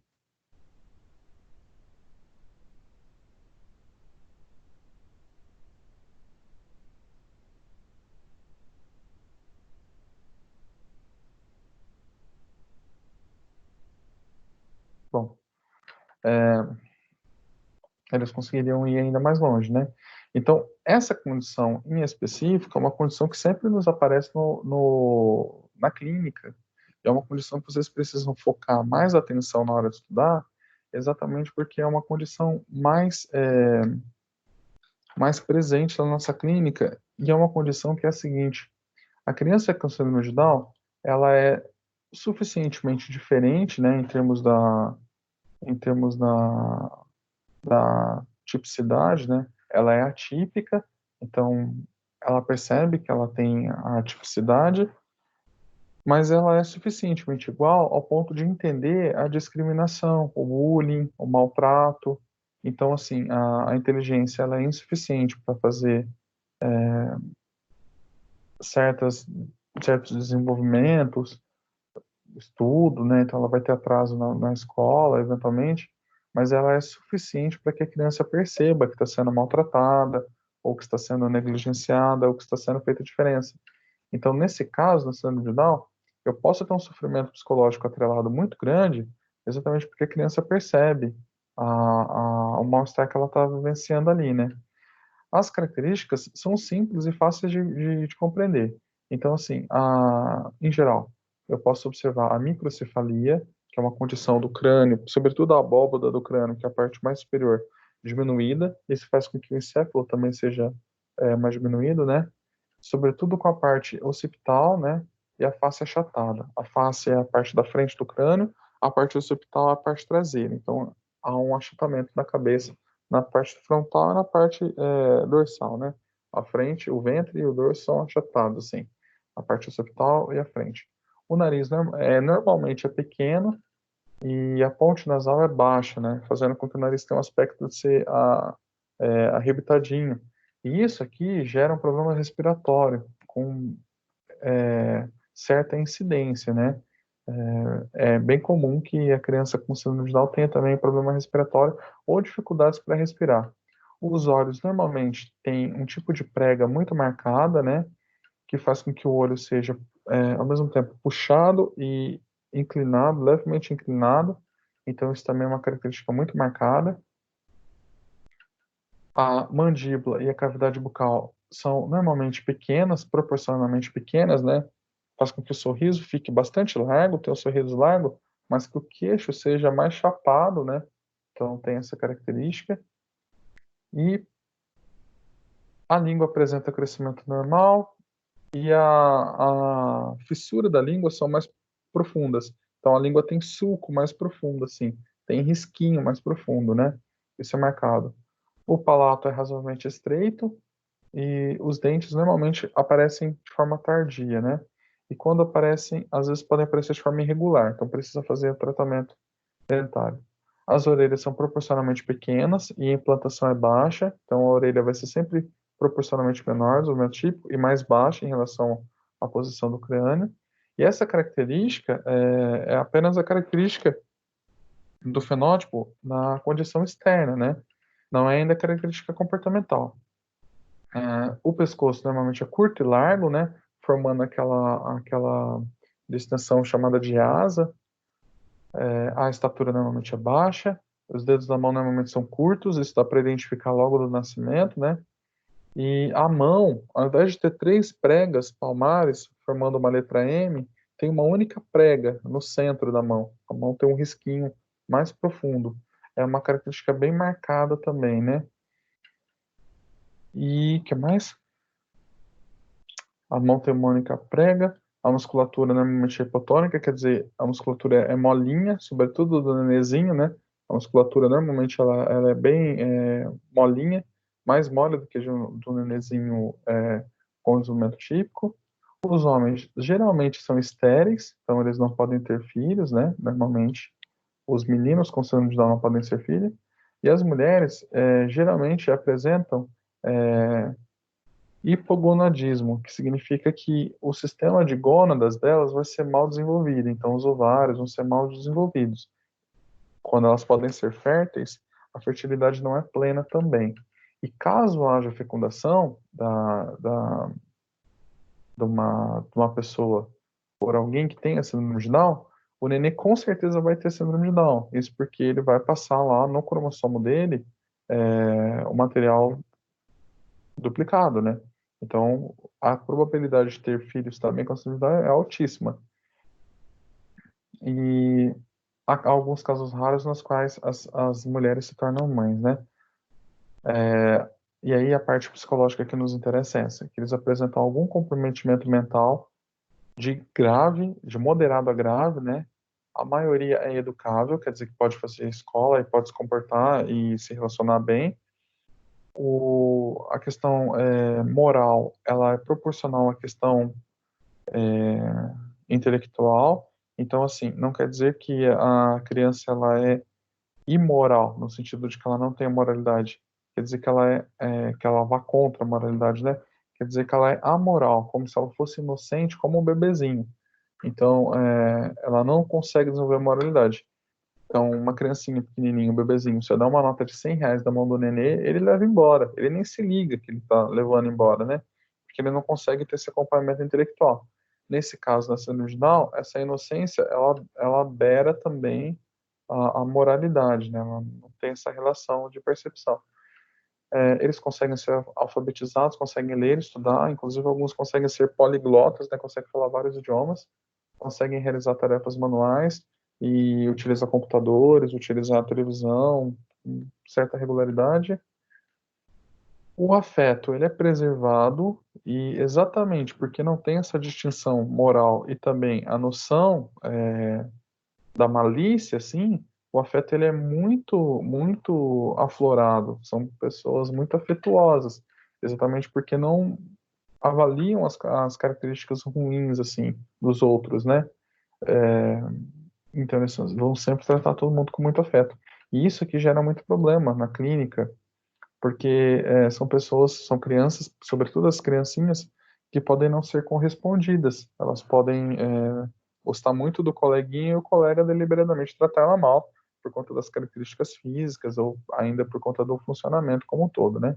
E são crianças muito cooperativas, normalmente são muito cooperativas, a depender do temperamento também. Eles têm também temperamentos próprios, né? Tem personalidade própria, e a depender do temperamento da personalidade, vão ser crianças super cooperativas.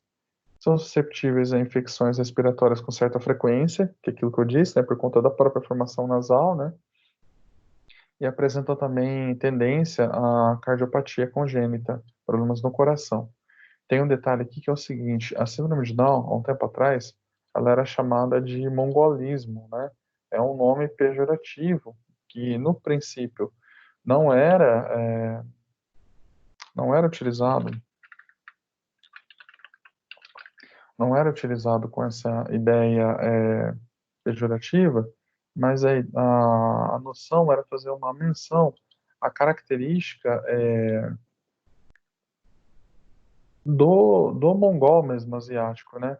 Se você pegar, ó, essa aqui é uma criancinha mongol, lá da Mongólia, do país da Mongólia, né? Ela apresenta alguns traços que são típicos do povo asiático. Então, o olhinho puxado, o queixinho menor, o rosto bastante chapado, né? Face chapada. E exatamente por conta dessas características físicas do povo mongol, que se assemelham com a síndrome de Down, é que a síndrome de Down foi chamada no passado de mongolismo, né?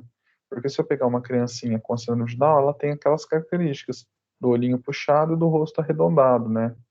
Entretanto, esse nome mongol, ele acabou sendo utilizado de forma muito pejorativa, e isso caiu. Os nossos manuais diagnósticos não usam mais essa terminologia. Talvez, se vocês lidarem com pessoas mais velhas, sobretudo na clínica, pessoas mais ignorantes, normalmente elas podem ser referidas dessa forma. Caso seja feito, vocês entendem que se trata da síndrome de Down, né? Quando falarem de mongolismo, está lidando com a síndrome de Down. E aí, a característica Down, ela vai estar presente em todas as crianças, indiferente à genética. Então, eu percebo assim, que o menino, ele é muito parecido com os pais. Então, eu tenho uma menininha que é loirinha, com olho clarinho, provavelmente a mãe e o pai têm a característica do cabelo claro, do olho claro, né? Ou se ela tem o cabelinho castanho, provavelmente o pai tem também. Inclusive, se o pai tem a pele da cor negra, se ele é afrodescendente, a criança com síndrome de Down também vai acompanhar, né? Então, mas, independente ao fenótipo que acompanha a genética dos pais, aquelas características marcadas da síndrome, elas estão presentes. Então, a orelha é proporcionalmente pequena e baixa em relação ao crânio, o crânio é razoavelmente achatado na face, na região occipital, os olhos puxados e levemente inclinados, o sorriso largo. Então, isso é recorrente, independente da característica, dos pais, assim, do fenótipo dos pais.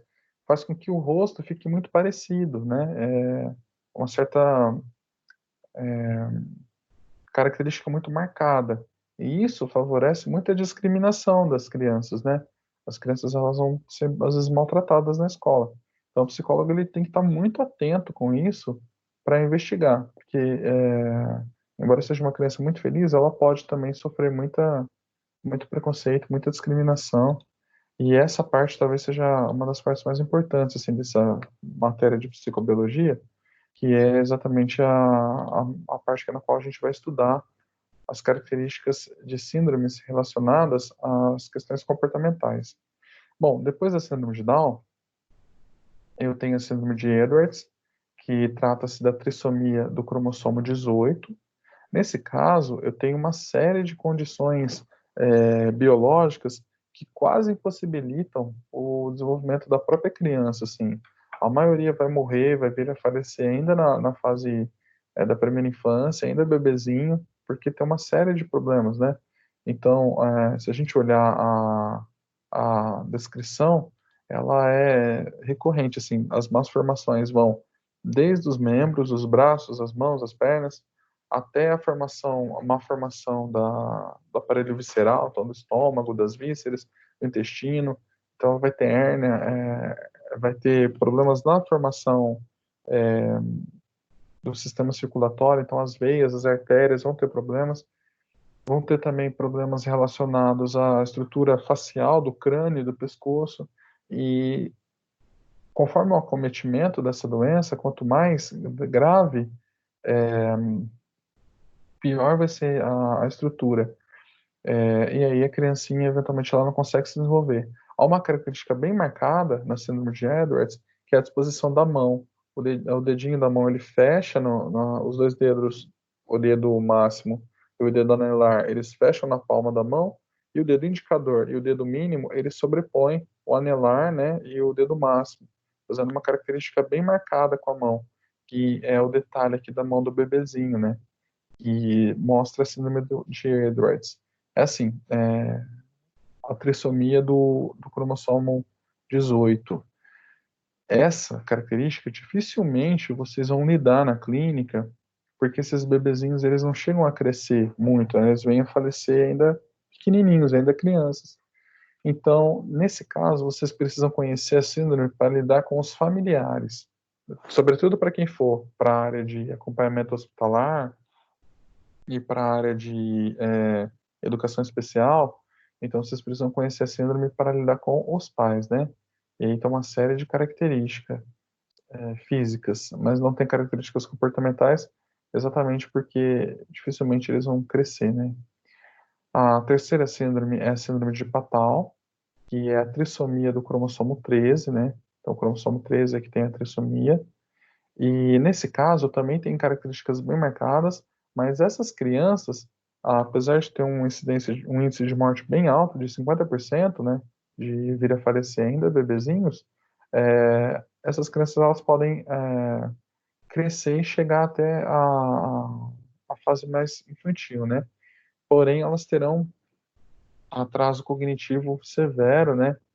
Isso quando não tiver também atraso perceptual, porque desenvolve microcefalia, o sistema nervoso como um todo vai ser mal desenvolvido, e além disso, os órgãos sensoriais eles podem estar mal funcionais, então as crianças podem nascer surdas ou cegas, e ainda pode acontecer a fusão dos hemisférios cerebrais, então assim, é quase inviável. Dificilmente vocês vão atender também a crianças, vocês podem chegar a ver uma criança dessa, mas provavelmente vocês vão conhecer os pais. Então, assim, a síndrome de Edwards, ela é bem letal, ela é muito letal, o bebezinho quase não cresce.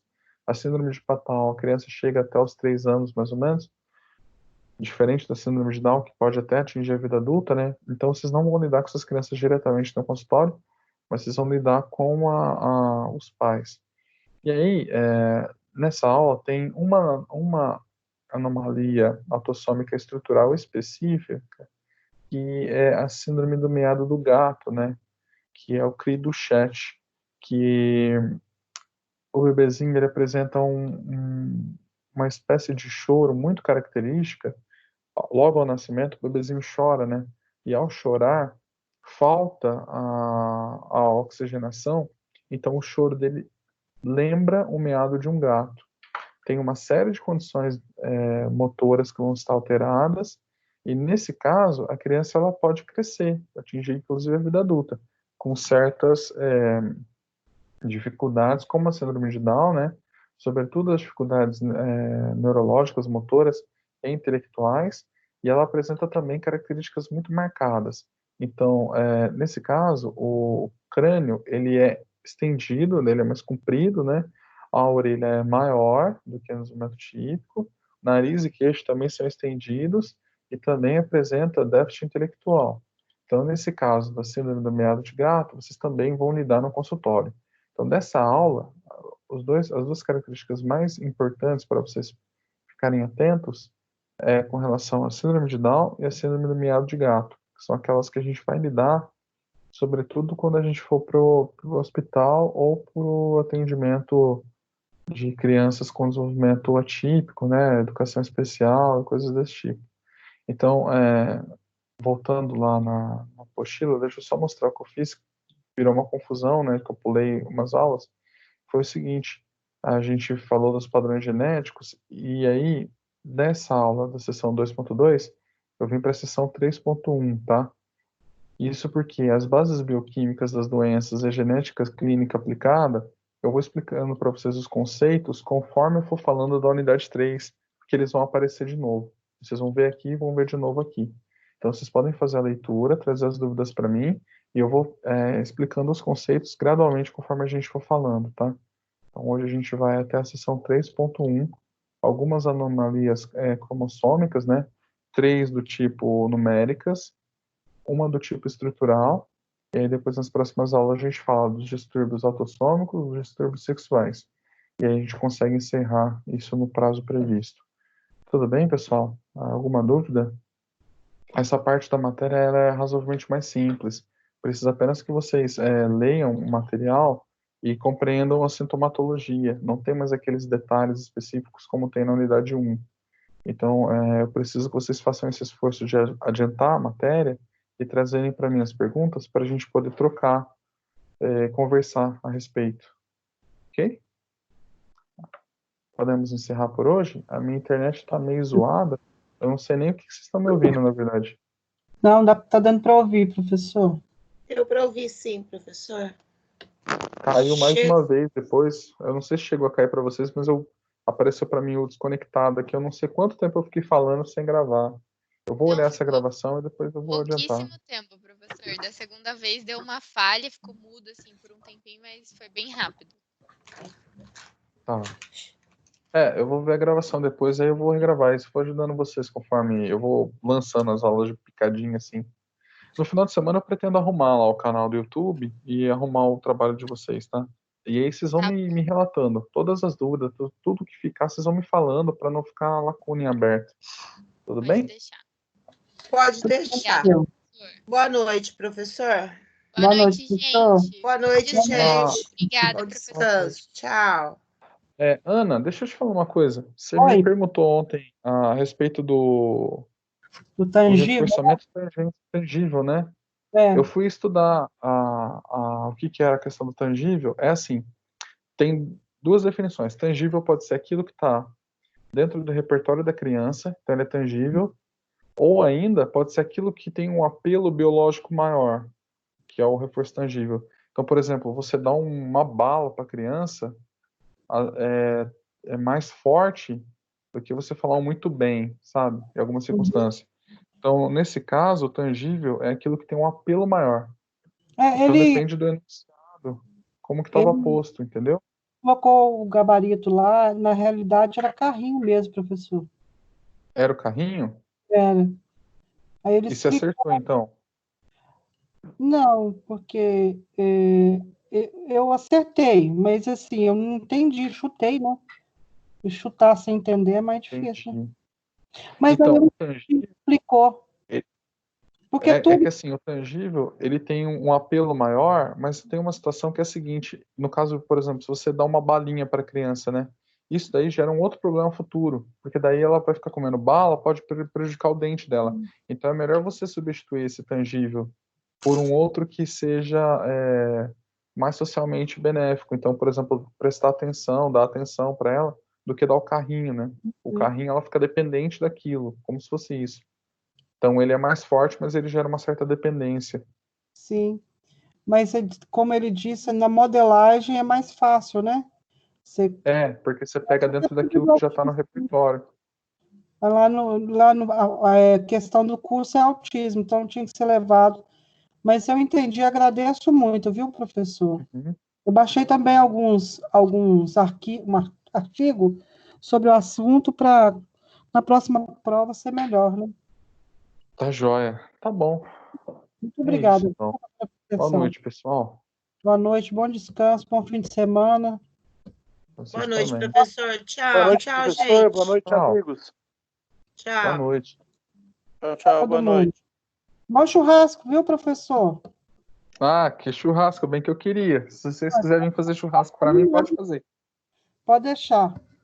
Acabar a pandemia, nós vamos fazer um churrascão.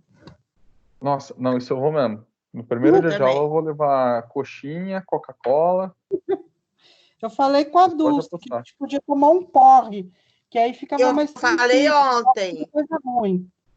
O porre na faculdade, daí eu já não posso. Mas se o porre for de coxinha de... horário, professor. Nem nós podemos. Daí eu não posso. Eu não aguento nem mais. Nós. Mas se vocês for tomar um porre de refrigerante, coxinha e petiscos, aí eu quero. Pode deixar. Tá bom? Vamos assim. Um abraço. Tchau. Beijo, professor. Um Fica abraço. com Deus. Tchau.